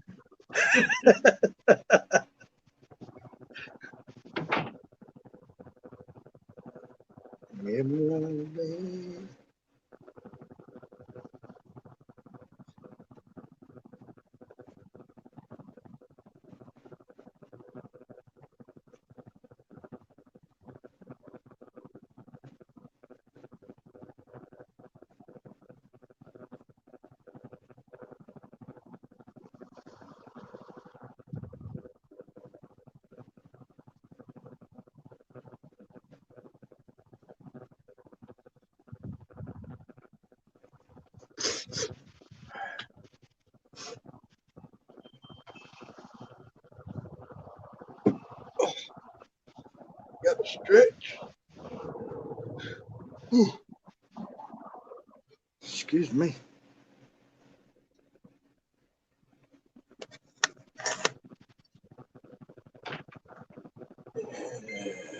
Oh, wow. Whew. Well, at least the burning's gone away. That's good.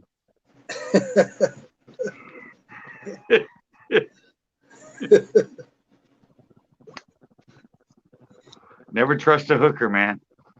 Oh, no. Never. Don't leave your wallet laying around full of money.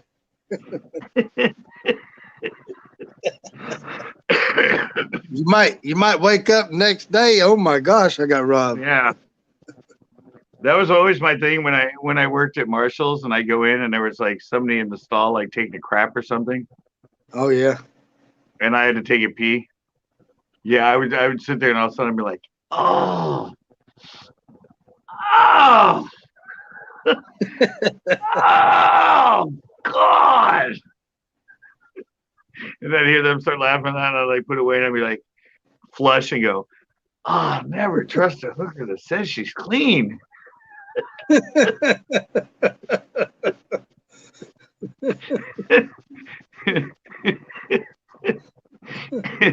Yeah, I would just keep doing it until I started cracking up. Like, oh yeah. We got a hurricane heading our way. Well, hurricane's coming towards. It's going. Actually, it's a Category 1, but it's going up Florida, up Georgia, South Carolina, coming into North Carolina. I think right now it's like 85 miles of winds. yeah, I know. Not a clue or Captain Clueless and that. He's under hurricane watch right now. Yeah. I don't know if he's live right now, but that might be where everybody is, like waiting to see if he gets blown away.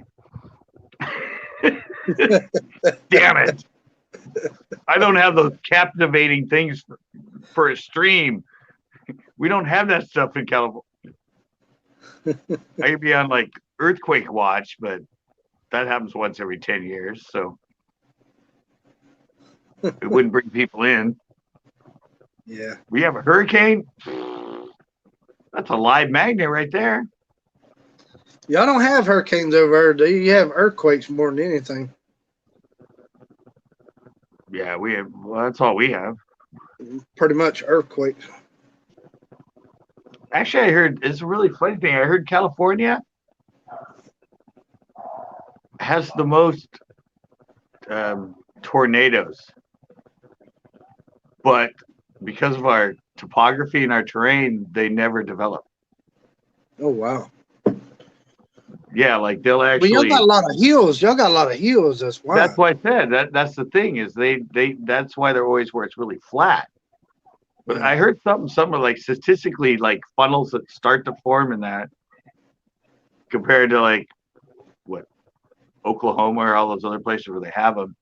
Kansas, Oklahoma. Yeah, we have a lot of them that form, but just because of our terrain and all the hills, it doesn't. They never. they'd never develop. They're not going to develop. They get disrupted in their development. Well, it's the hills that does it. The hills and the mountains. Yeah, and all that's what it is. Yeah. But I was kind of shocked. I'm like, wait a minute, we don't have tornadoes in California.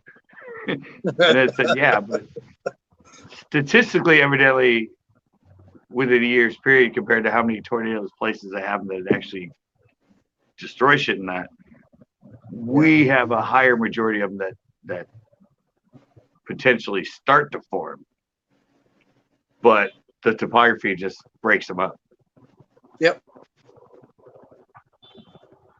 I mean, we'll get one every once in a while in California that actually touches down, but it's usually short-lived. It doesn't tear up every mobile home in the area like most of them do.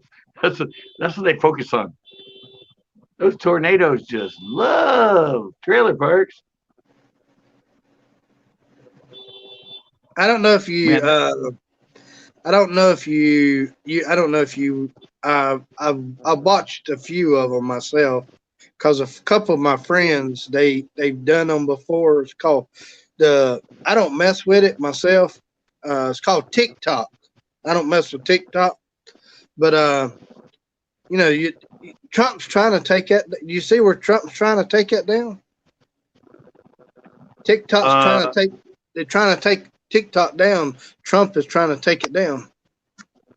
well, no, actually, I'm on. I put when I used to do human fishing at the wharf, Yeah, where I scared people. I'd catch a jig out and then move in front of him that he was a mouse, something they'd scream and all that.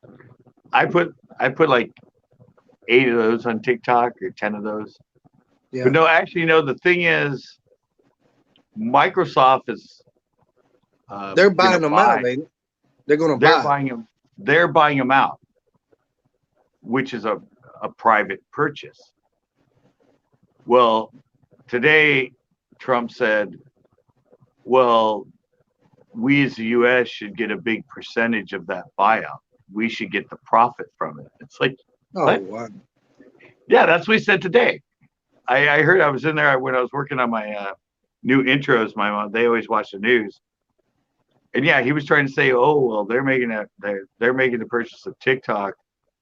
Um, uh, the U.S. we should be able to take so much percentage of the profits off of that." Or so. I'm like, "What are you talking about? It's a private purchase. It's a private. Why? Yeah. Yeah. Why is the how is the government? You're saying the government needs to step in and take a percentage of the profits? Yeah. Like, The government tries to get into everybody's business. well, I think it's him more as a businessman trying to get into it because that's how he sees it. But everyone's like, we know you're president of the U.S., but you can't do that. That's a private purchase. You can't. I mean, other than stuff that's already on the books, and maybe getting the income that Microsoft will make off TikTok for because it's U.S. based and taxes, but you can't just come in and go, we're taking so much percentage of that purchase for Oh us. no. No. No, it's a private purchase. You're only going to get tax money off of me. That's it. Yeah, but I don't know what he was saying, but he was saying it was beyond that. It was like, yeah, I don't know. He always like tries to defer stuff. He tries to take the focus Trump needs off. to be careful. He's barking up the wrong. Microsoft's huge. You got to be careful. Trump needs to be careful. I Microsoft's don't know. Microsoft's a whole lot bigger than Trump's campaign, and a whole lot bigger than his business. Yeah. Um, I don't know. I don't know much to say about him, but you can tell he's not a politician. No, he's not a politician at all. You can tell he's a businessman. He's a businessman. Yeah. That's all pretty much he is a That's businessman. all he is. He's not politicians whatsoever. Yeah, and he's running the country as if it's a business. I mean, Which I don't know. I don't think anybody else has ever ran it that way, and it was a good experiment. But I don't think it's working out too well. And the thing is, when he first come into office, the first thing I ever heard really come out of his mind, and I bet you, when he was sitting back running his campaign, he was probably sitting back saying, "If I get in the office, the first thing I'm gonna do is I'm gonna build a wall. Yeah. I'm gonna build a wall." I mean, that's crazy. That's just And I'm going to make Mexico pay for it. I I don't mean, know. I just, it's crazy. I mean, I'm independent. I don't vote, man. I mean, yeah, I don't vote sorry, either. anybody watching. I'm sorry, I don't vote. I don't I've vote. never voted. I've never ever been a registered voter.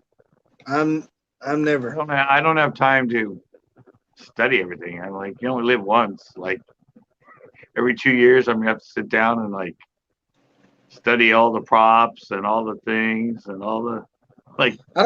I don't have time for that. I know. I said, me too. I'm a creative person. I'm always working on stuff. Other people will vote. They're passionate about it. It'll all work out. We've been around for 200 years. They It'll could work itself out. they could carry my vote. Yeah. I mean, and then they do all the attachments you don't even know about on things you vote. And suddenly there's another law, and you're like, what? When did we pass that? Like, oh, remember you said yes to Prop 8? Well, this is a little something we added to it about being able to take your water or take your land or take it, and like, what?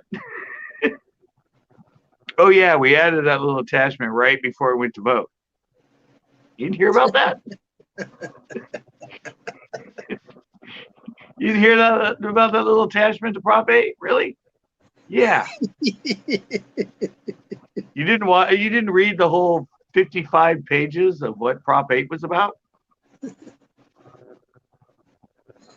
See, down here where I'm at, where I live, it's all private property down here. It's private property. The state tried to come in and do a petition where they want to take over they want to come in and take the state, let the state maintain. Well, we don't want that. We maintain our own. We maintain our own. And I've been here for 14 years, and um, everybody down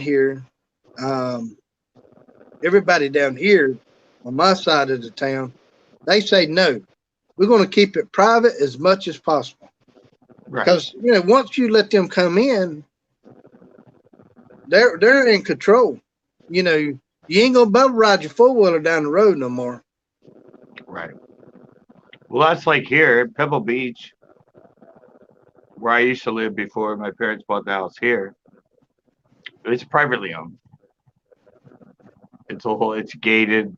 You have to pay, $20 to drive around 17-mile drive and all that. But it's like the most expensive property on the peninsula for the most part.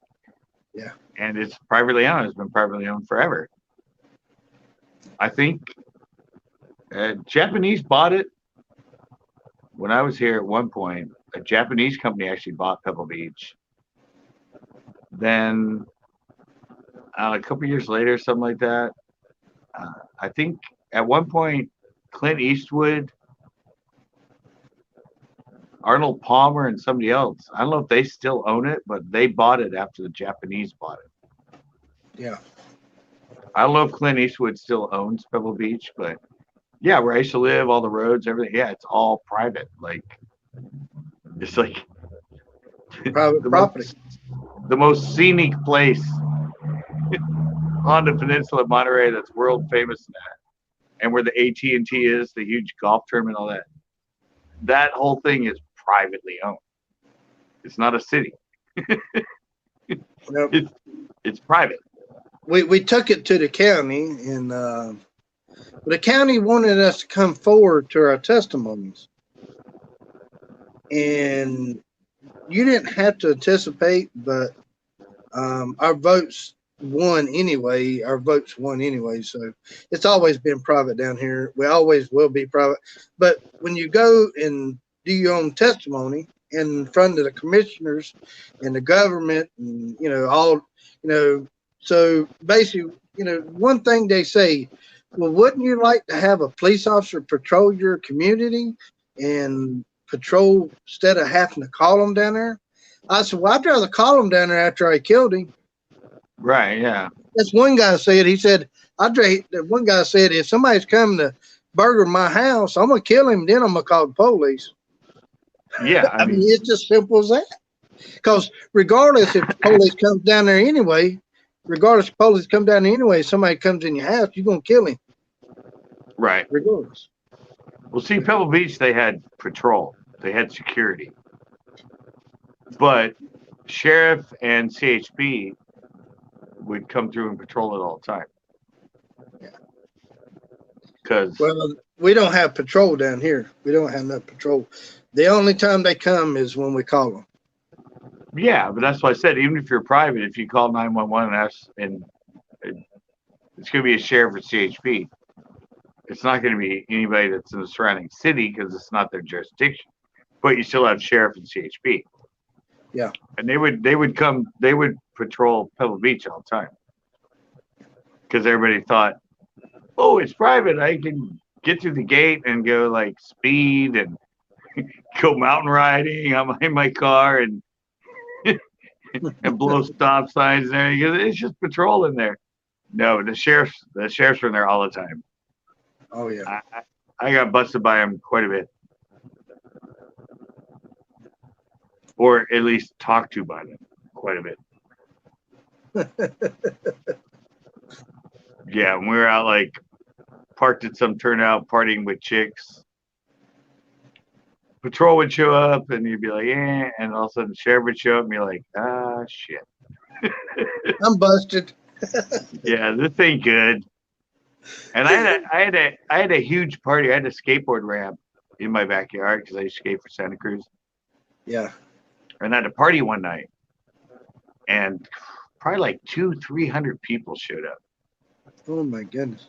Yeah, and I had the ramp all lit up, and we were all skating. My friends had just seen what's the Tom Cruise movie about the bar? Cocktail. And so they like, dude, can we put a bar under your back deck? And like, so they went and bought a keg and all this alcohol, and I ran the wire to them, and so they could do mixed drinks and had a blender and everything. So they had that going under one of the decks and this, and suddenly it was just like all I could see on my deck because my house was up here and there's a driveway and it dropped down, and then there's property up against another people, and that's where I built the ramp. Yeah. And I like got up and I looked, and it was just solid people like up all the way up the hill everywhere. And then I'm like, what the hell they're doing at the bar? So I like went over and I looked underneath, and the bar was packed. There were people like 3 people back going, I want a whiskey sour. I want a and yeah, pretty much about an hour in, the sheriffs showed up. Oh, wow. Sheriff, I don't know if it was all sheriffs or sheriffs and CHP. I don't know.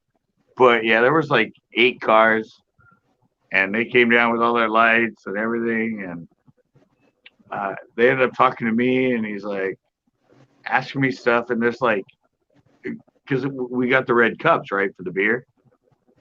Yeah. And so once they showed up, everybody's like throwing them in, you like shine their lights. There's like red cups and everything. They're like, and there's a bar underneath the deck. And there's like, well, is there any alcohol here? And I'm looking around. I'm like, I don't know. And people wouldn't leave. And the one sheriff's like, is there anything you can do? Like, and I'm like, yeah, sure. And I went over and I actually unplugged the lights. And once I unplugged the lights, it pretty much went pitch black. Yeah. And yeah, he's like, well, I'm not sure that's the best thing to do. And but it got everybody to leave. And then he's like, takes me up, and I'm like at my house. He's talking to me, and he's like, yeah, I'm not going to write you a citation or anything, but I got to say, this is the best party I've ever been to at Pebble Beach. He's like, did you build that ramp? I'm like, yeah. He's like, did you set up all those? I'm like, yeah.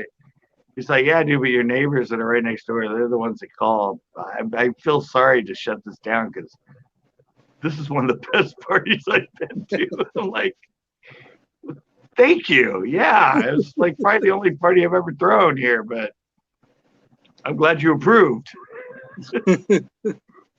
But yeah, you can imagine like all those people around and the cops are there, and oh yeah, I can imagine. And I had like, I think I had one tree. I had like 350 watt floodlights, and then the other tree in the other place, I had another like 150, 200. So you could skate at night, and you didn't have all the shadows because come. And so they're down there, and there's people everywhere, and like, and he's like, dude, nobody's leaving. Like, can you help us out a little? And I just went over and went, sure. Yeah. Party's over, guys. Yeah. So suddenly all these people around, and they could see everybody. And then suddenly I pull the plug and it's pitch black. And Party's over. Cut the power yeah, off. yeah, that's what he said to me though. That was the first thing he said. Is like, because he was next to me, and I walked over. I'm like, yeah, sure. And I didn't tell him what I was gonna do. I just pulled the plug, and then he like turned his flashlight on. He's like, oh, that's not really what we wanted. I'm like, oh, sorry, They're and I ain't leaving. see anybody. They're leaving. Yeah, but they're leaving because there's no lights. That's the only way you can get that many people to leave. Yeah, it's lit up for like a football field around Give me here. an intercom. Give me an intercom. Attention. Yeah, Everybody, exactly. we gotta leave. We gotta leave. It's lit up like a football field in the middle of the freaking Pebble Beach, and I pull the plug and it's like pitch black. Party's over. It's like, yeah, but we're here and there's hundreds of people and we can't see them now. Well, you ain't got to see them. All you got to do is see them leave. Yeah, but they're like, But it was so cool that he actually told me that was the best party he'd ever busted in Pebble Beach. Wow. I was like, thank you. That means a lot to me. He's like, Next time you do a party like that, neighbor, here's your $50. Keep your mouth shut. yeah. Well, it's funny because I'd always had parties. Because at the time, my mom recently got remarried. Yeah. After my father died, and they would take off for 2 weeks at a time. I think this time they went back to Michigan to visit, because he was the new husband back to Michigan for all the relatives and that. And I'd had other ones, but just a few friends and that. But this one, I went to On the Beach Surf Shop, which is a skate shop, and Kelly, I was sponsored by them and that, and I told him, I'm like, yeah, dude, I'm having my party at my house this Saturday, and we're gonna have the ramp lit up, and we're gonna be skating. And he was the one that evidently promoted the hell out of it, because I mean, I did not expect. And he actually took his van, and we had our driveway, right? We had a little bit, and then it went downhill to where the ramp was. And I didn't have any music down there. I mean, I had the lights and everything, and we had the bar and that. And he goes, dude, you need music. You need music. I'm like, I don't have anything like wired down here.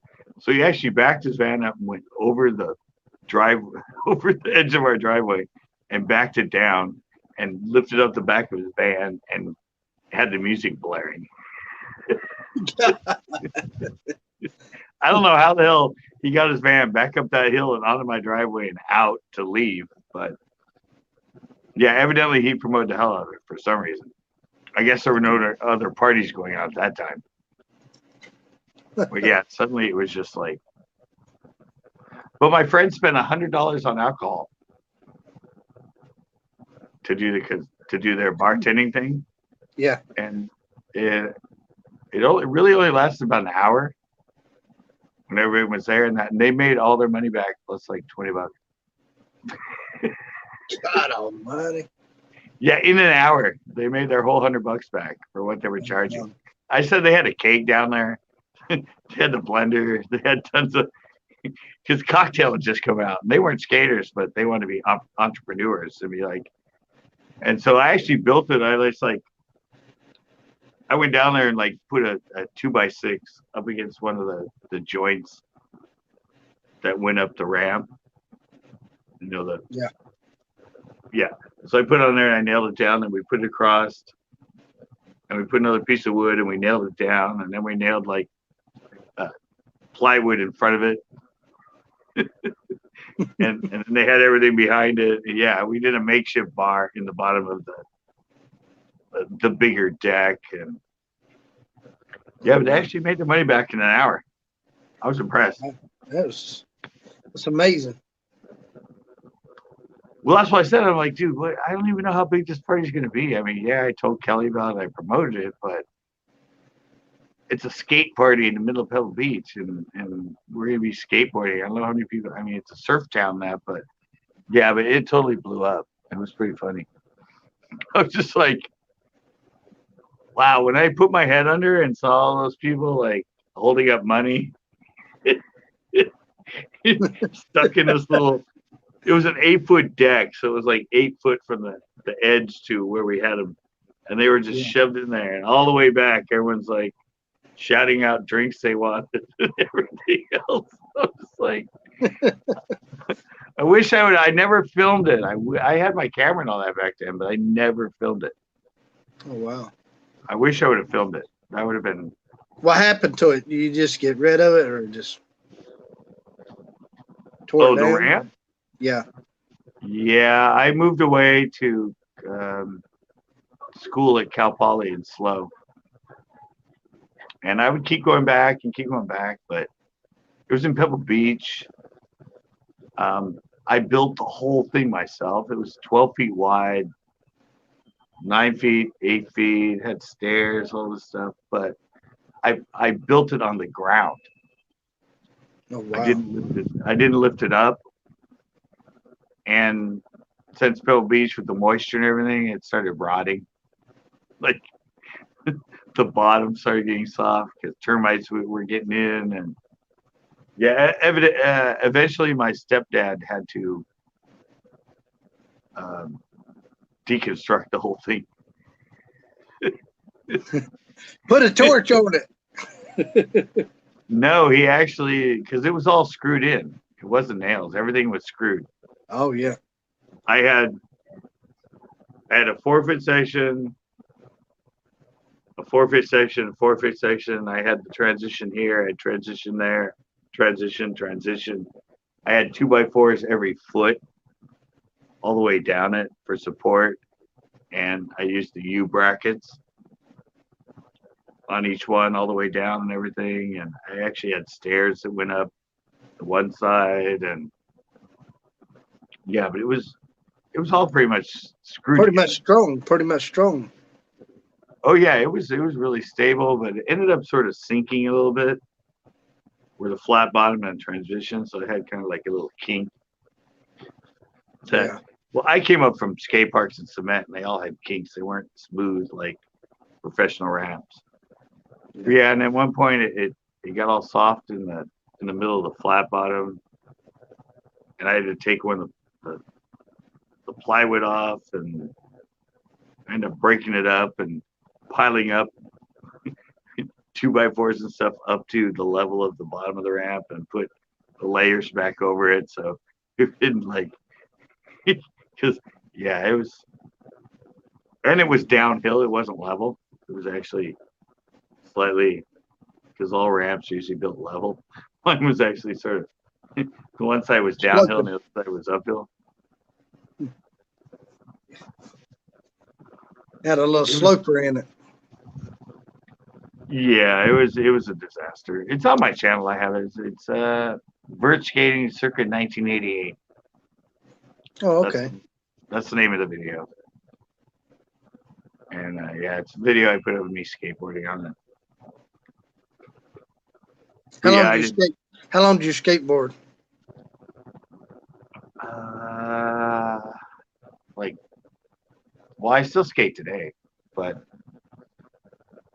from 1977 all the way up till like, I would say 98. Oh, About wow. 20 years. At least at the point that I could skate big vert ramps and do all my tricks. How many bones you've had broken? None. None? Oh, that's cool. Nope. A lot of skateboarders, some skateboarders, what's his name? Tony? Is his name Tony Hawk? Yeah, he's a friend of mine. I used to skate with him back when I was 12. Yeah. Tony Hawk, yeah, he has a lot of broken bones. Pelvis, arms, finger, yeah. Yeah, he's had a lot of broken bones. Yeah, no, I tell people that and they're like, they never believe me. I'm like, no. I have pictures of him from 1981. A lot of He's people go riding. to this. A lot of people go to a stream on that stuff. Well, I You said I know, have pictures of him, and he's riding a Caballero. yeah. But He's a not lot even. of a lot of them take it to the next level. They think they can go just to the next. You gotta be careful. You just gotta practice that stuff. Well, no, I grew up with. I pretty much know every famous skateboarder. Probably up till that time. Probably a lot of them since like '98 till the next 22 years, whatever. Yeah. But I know all the. I mean, all the Mark Gonzalez, Tony Hawk. I even skated with Stacy Peralta. I mean, I go back like people that were on the Pepsi team in the late '70s used to skate the Super Bowl. You should have invented you a skateboard. Well, no, I was sponsored and I was getting ready to be and all that. And in '84 it kind of crashed, and then I kind of went out of it for a couple of years. Then I came back into it in '86 when I moved up here and built my ramp. Uh, then I got sponsored by Santa Cruz, skated for them for like 5 years, traveled, did all that stuff. But even back in the early '80s and that, I had Goldwing looking at me. I had like a couple other companies looking to sponsor me, and I just got bored of it. And the parks were all closing, and there were no ramps, and so I went back to fishing. Oh, okay. So it just pretty much skateboards. A lot of skateboard ain't like it used to be.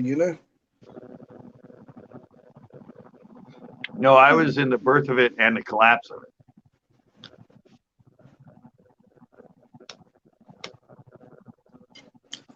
I'm gonna step I was away for a minute. I'm gonna go get something to drink. I'll be right back. all right. You get to see my doggy. There we go. So you took your son to the skate park today? Nice.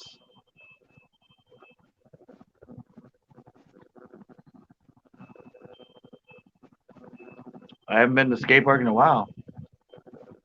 I've been to El Estero in a while since I filmed all that.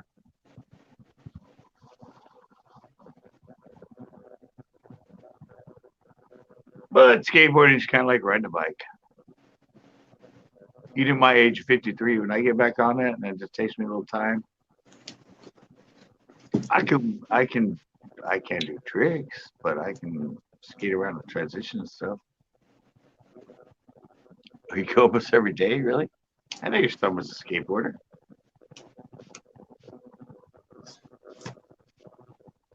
That's pretty cool.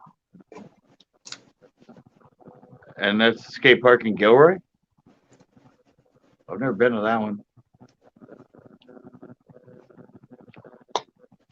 Never been to the Gilroy skate park.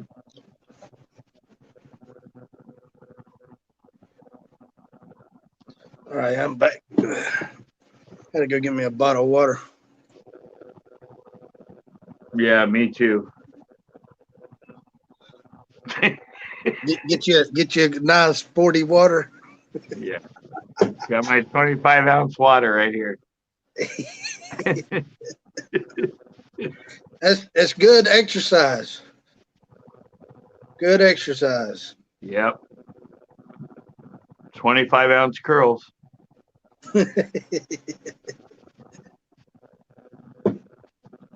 Yeah, I don't know. That's why it's kind of weird with my channel because I don't know. Most bass fishing channels are like straight bass fishing, but I do try to mix in skateboarding stuff, try to mix in like different fun stuff Yeah. that's nothing to do with it, but I it's love fun for me. I love fishing. I love fishing. Yeah, I don't know fishing's about always been my. I don't know about skateboard, but I love fishing. Oh, even when I skateboarded in the winter when it was raining, or a day it rained in the fall and all that, or even days I didn't skate, I was bass fishing. It was it was pretty much always a phenomenon. I was a skateboarder and I was a bass fisher. So Yeah. I always Yeah, did both. I ain't been fishing none this year because of the crazy stuff going around. You know, It's been a they shitty shut. year anyway. Yeah, it's a bad year. It's a I know bad. it's even bad for fishing, which fishing They always shut. goes. They shut 4 of our lakes down. Yeah. Well, I know, but you think everyone's like, oh, they're shutting them down. Oh, when they reopen them, the fishing's going to be like crazy. Oh No, yeah. no, it still sucks. The boat docks are shut down. The boat inlets, all that stuff's Yeah. shut down. You can't go out and have fun no more. Well, they shut down Pinot for like 4 months, and they opened it. And at first, it was green and everything was nice. Then it turned brown. There was an algae die off, and it hasn't really picked up that much since. But Yeah. everybody on my lives are like, oh, well, Pinot opens is gonna be crazy. Pinot opens is gonna be crazy. I'm like, no, there's a lot of other factors. if if there's an algae die off or the cycle has been going through lately, it might not be good when it opens. It just depends. And yeah, it opened back up, and it hasn't been spectacular. That's for sure. What's the biggest bass you caught in your life? In my life Yeah, or in my life? in your life. In my life, 9.5, Yeah. Big? How big? 9.5, 9.5. Ooh, But pretty. It's pretty on big. on my lives, um, my friend caught a 7.2 Wow. at Coyote Lake, and my other friend caught a 12 pounder Goodness gracious. during my live stream. Oh my goodness. Yeah, on one of my own custom bladed jigs. 14 pounds. Goodness No, gracious. 12 pounds. 12 pounds. 12 pounds. Oh, okay. Yeah. That's still at 12 pounds. That's big. That's big. Yeah. That's a lot of fish. That's a lot of fish. The live is on my stream, and I cut it down to an actual video, which is actually on my channel. But yeah, it was 11:14 on a. No, it was 11:9 on a tenth scale. Yeah. Which correlates to about 11:14, 11:15 on an ounce scale. Oh wow. I mean, that's pretty much 12 pounds. Are you going to argue about an ounce or two? Yeah. I mean, seriously. Yeah, and that was during one of my live streams. Probably the biggest bass ever caught on an actual fluid running live stream. I'm pretty sure that's a world record catch during an actual running live stream. Wow. That's huge. I love the 7.5. The 7.5 was probably the biggest ever caught on a live stream because most people don't fish live. You know? Yeah, they just upload videos, right? Yeah. This was caught actually during a live at Pinot. Yeah. And the 7.2 was caught at a live at Coyote Creek Lake. And both of them were put on a scale.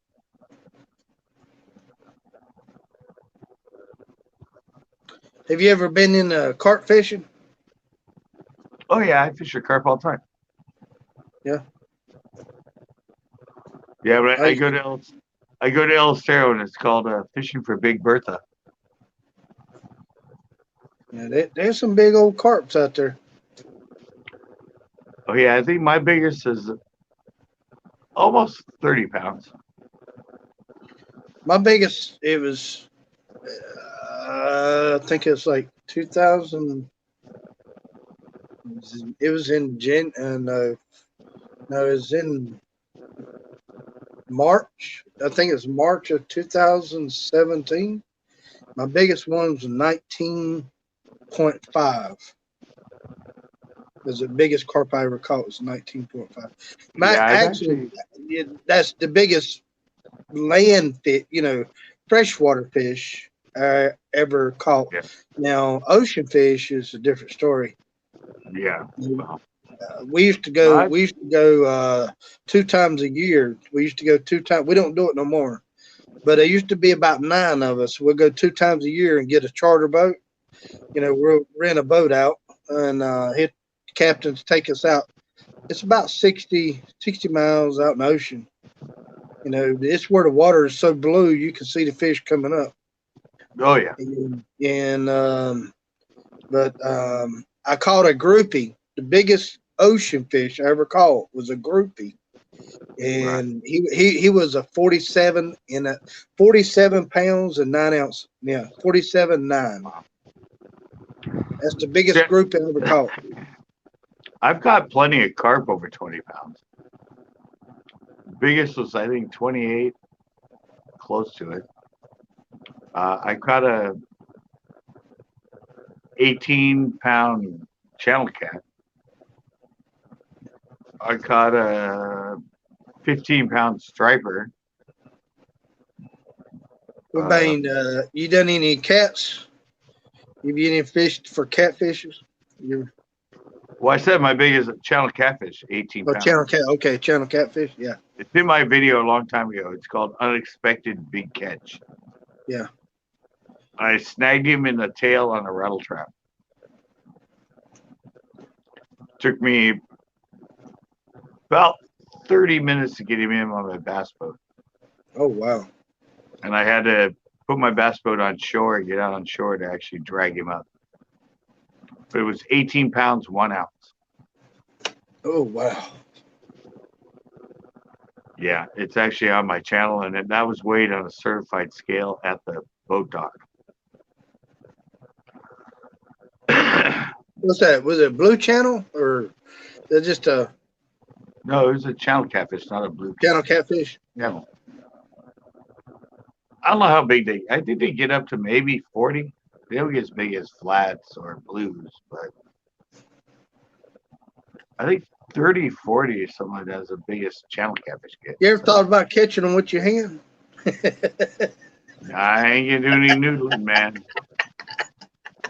Hey, hey, there's people out there doing it. They dive down in that water and dig in that hole, pull a big old catfish out. Oh my goodness! Not my deal, man. Not gonna do that. You ever seen them do it? I've seen videos on it. Yeah, no, That's no. crazy. That's crazy, ain't it? Line and pole, I'm good, but no, I'm not gonna stick now. I mean, they stick their whole arm in there all the way up to their elbow, to the I gill. know, yeah. We go along and look for the holes that they hide in, and yeah, stick their fingers in there and their whole arm, and I'd rather fish with the rod. grab them and pull them out. Yeah, no, that's not me. People do crazy stuff. Well, now everybody's like also gung ho and fishing and that. I'm like, hello guys. I'm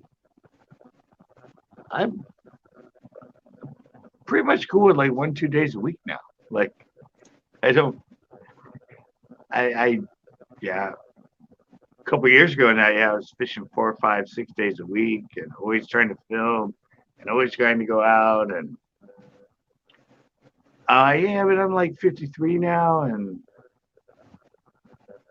I can just film an educational one here and this and that, and I've caught thousands and thousands of bass in my life. Wow, you're only 9 years older than me.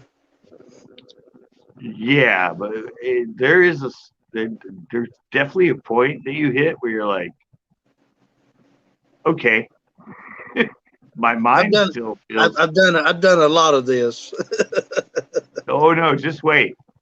I mean, I mean, even up till 50 compared to kind of how I am now, it's like, it's weird because your mind, you're still 15, but the physical side of it starts to like, I mean, if you don't do it, I mean, Tony Hawk still skates and he's a year younger than me, but Yeah. he's constantly done it, always done it, always done it. And yeah, now you go over there and fish in like an 8-hour show. I'm like in 100-degree heat, and I'm like, I'm toast. Like, but before I was like, all right, yeah, okay, I have tomorrow off too. Yeah, I'm gonna go do this again for another 8 hours. Yeah. and now I'm like, now I like my elbow has, I don't know if it's tendonitis or something, but when I push it down, it always hurts. If I fish this way all day, like I can't even straighten it. Like it hurts like hell, like to put it straight down. Yeah. And I have arthritis in like both thumbs, and I have these like, these are something on my tendon right there. They're not I actually see it. calluses. Yeah. I see I that. have, yeah, I have that one. And you can see that one right there. Oh, wow. Yeah, those are actually growing. They're not a callus. They're actually on my tendon. This one's to what the other way. This one's to this finger, and yeah, that one's actually That's going to tendon. this. That's the tendons, ain't it? Yeah, it's I forget what it's called. But a lot of times these get to the point that like the finger it's going to, you can't even like it won't stay straight up because it starts getting all bent over. Yeah. I mean, you see it right there when I do that. Like Oh, yeah. this, It blows up. yeah, this has become like way more pronounced in the last like couple of years, but it's just where I hold the reel when I cast. Yeah. It's the pressure gets it, and this one is from where the rod is on it when I'm working it. But it's just, I forget what it's called, but it's actually like, it's almost like a blister or something that's actually on, it's on the tendon. You ever thought about wearing gloves? Like maybe wear a glove in one hand to the other? You know, Yeah, at this point, I think it's kind of fruitless. I mean, I mean, see, this one's to the middle finger, yeah. and this one's actually to the ring finger. Yep. But this is my casting hand. This is the one that's getting. Big. Yeah, I used to have this one, which you can kind of see, which is Yeah, I my see it. holding hand. Yeah, and then all of a sudden this one's just becoming just like there's a bump there, then there's that bump, and there's actually a bump right here below it. Yep. And when I put it all the way out like that and stretch it, I can feel a little bit of pain in it. But Oh, wow. whatever this is called, a lot of times it starts causing your finger to Curl. not be able to extend straight out, and people have to have surgery and stuff on it. Luckily, right now it's not that way with me, but yeah, this is one where it started, and I was like, oh, that's not good.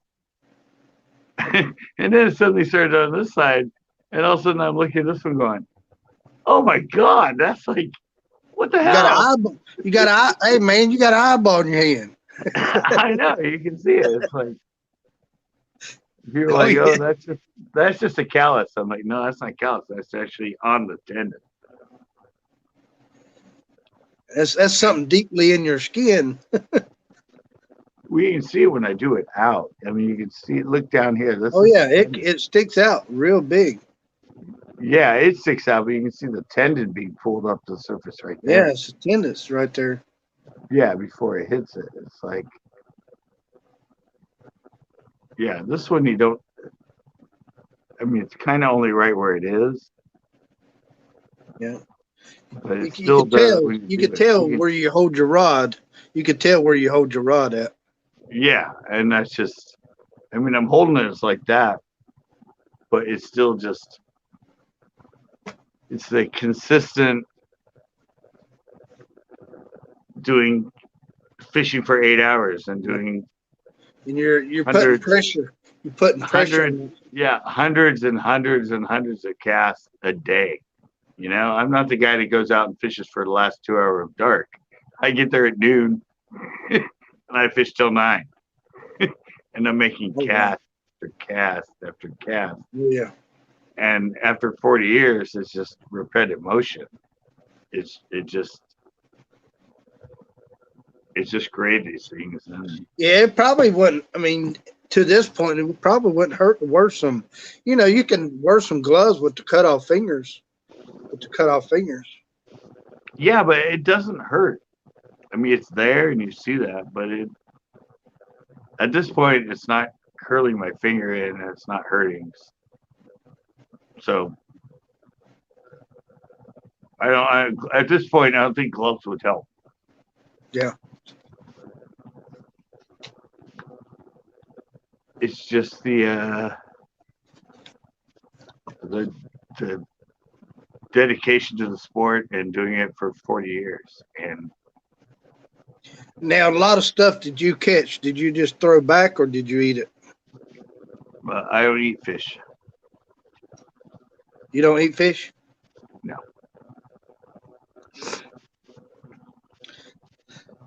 I went fishing for the food. No, I don't eat fish. Never eaten fish. Don't like fish. Like to catch them. I like to eat them. If I catch them, I give them to people if they want them. But Yeah. no. For me, it's always been the sport of it. It's always been bass. I've done tournaments, big into tournaments for years and everything. Yeah, but no, it's all about the sport. Or Yeah. teaching people how to Helping individual sport. helping other people. Yeah, 14 years of my channel, it's always been educational and helping. But I don't know. I don't I don't fall into all the challenges and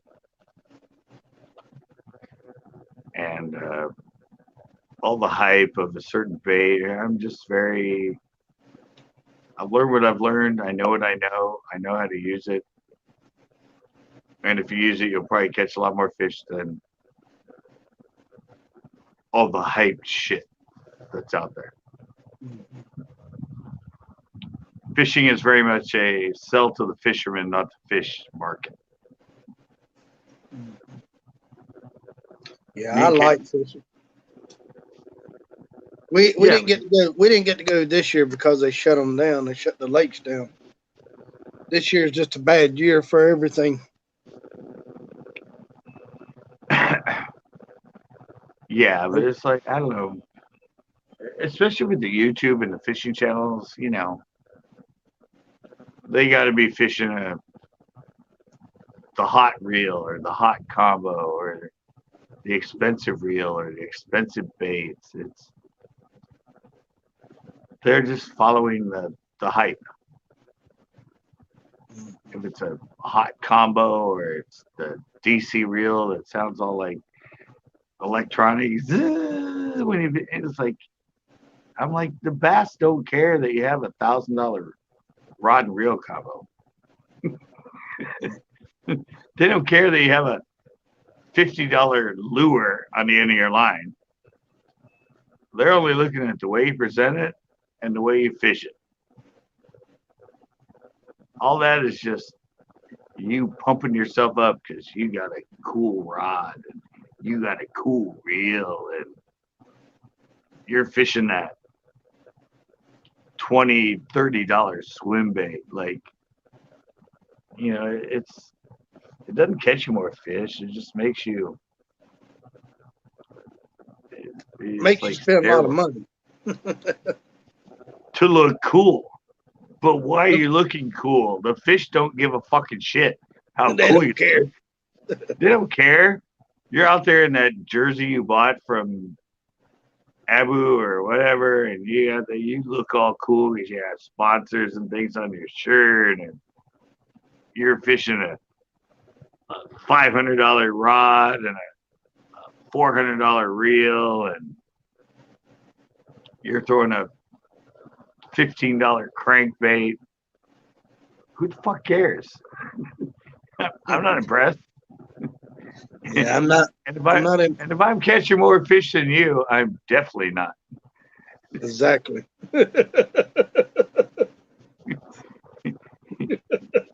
You throw that out, and I'll throw like one of my own CCB custom baits that I made on a $19 rod and a $100 reel, and catch more fish than you in a day. So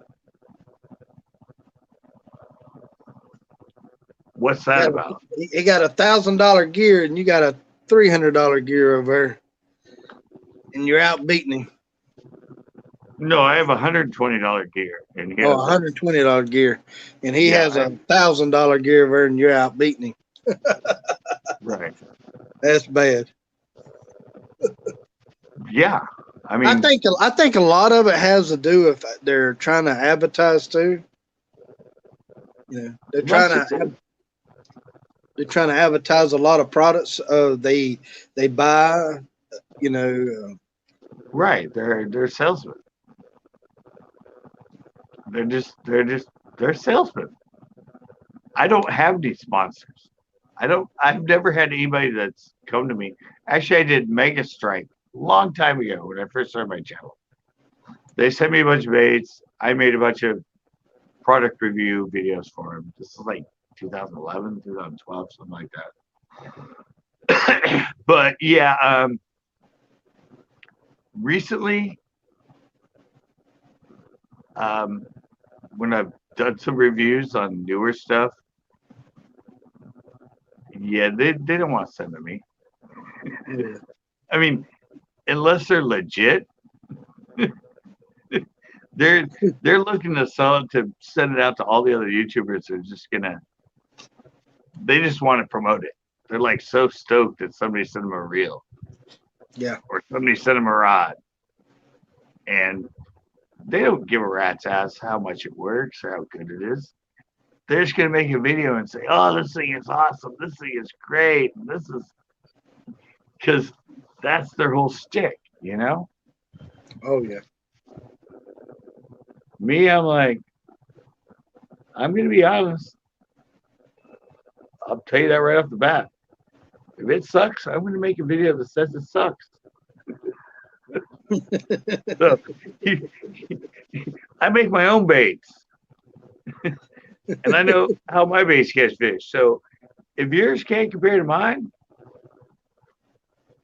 I'm probably going to rip you apart.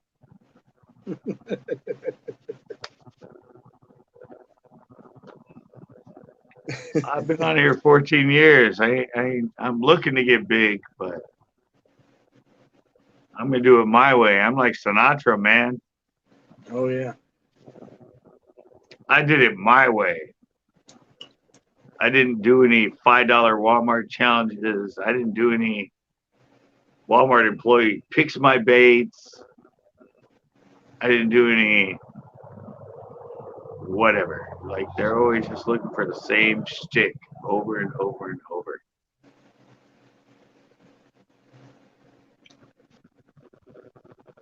Be original. Yeah, that's me. Be original and be real. Yep. And one of my friend Andre, he said 50% of your channel, 50% of it is fishing, and 50% of it is personality. Yep. Because you got to have personality, but you got to have the skills to back up the personality. So that's sort of always been my sort of basis of it is, and learning to be more entertaining and doing B-roll and giving them music and, you know, playing the stick for them. Well, I'm glad I come up. I mean, I had fun coming up. I enjoyed. You're the only one that came up. get to know how you are, and I learned a lot. Skateboard, fishing, and but it's getting about close to about 1:30 here. I'm gonna have to jump off here and go to bed. Oh no, I'm saying the same thing, man.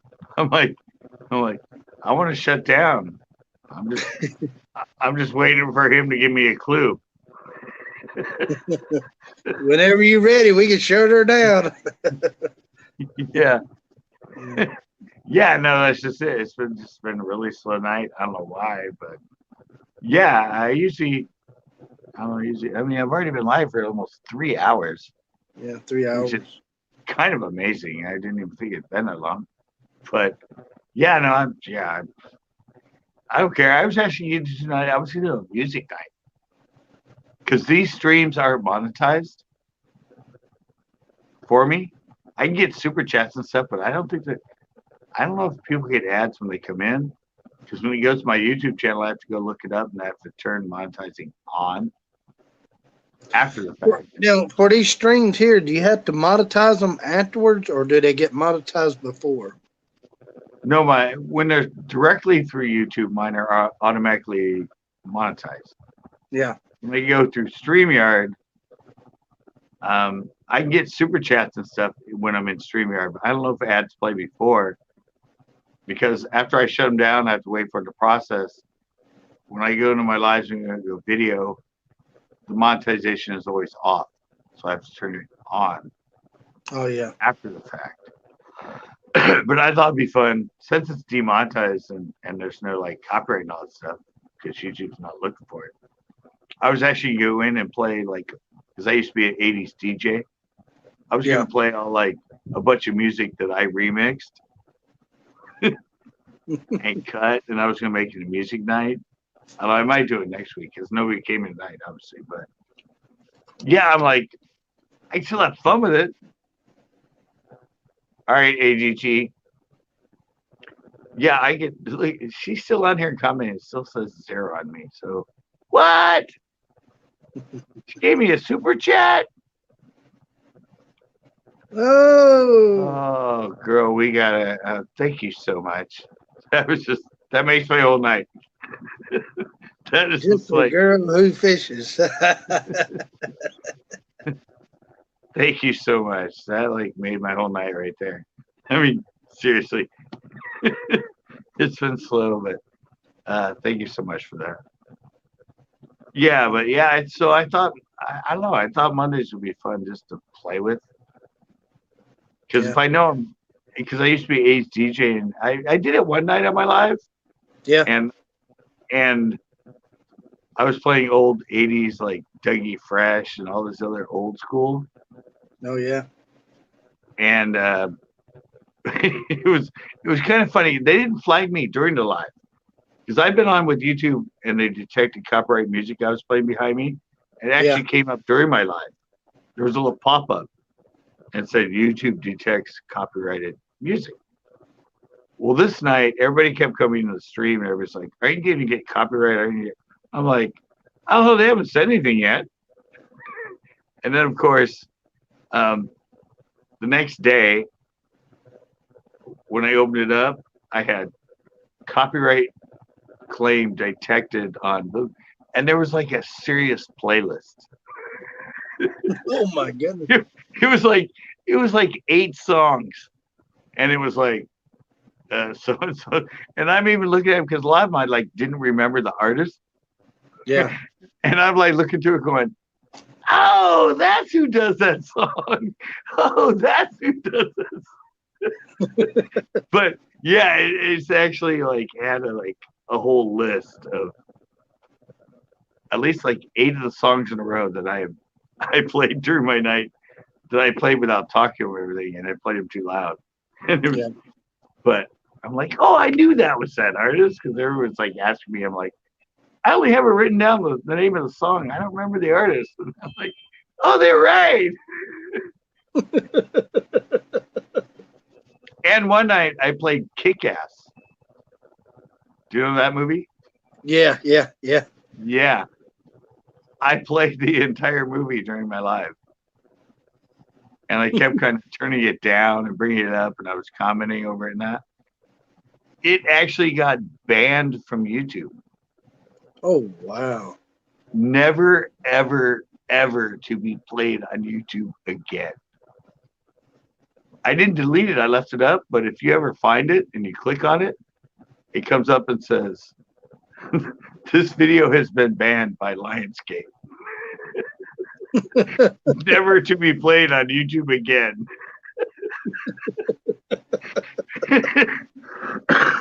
But I still have it in my live, and I can still rewatch it. Yeah. It's still sitting there. But yeah, it got banned from YouTube. Never to be played again. I'm like, I was impressed by that. I'm like, I accomplished something right there.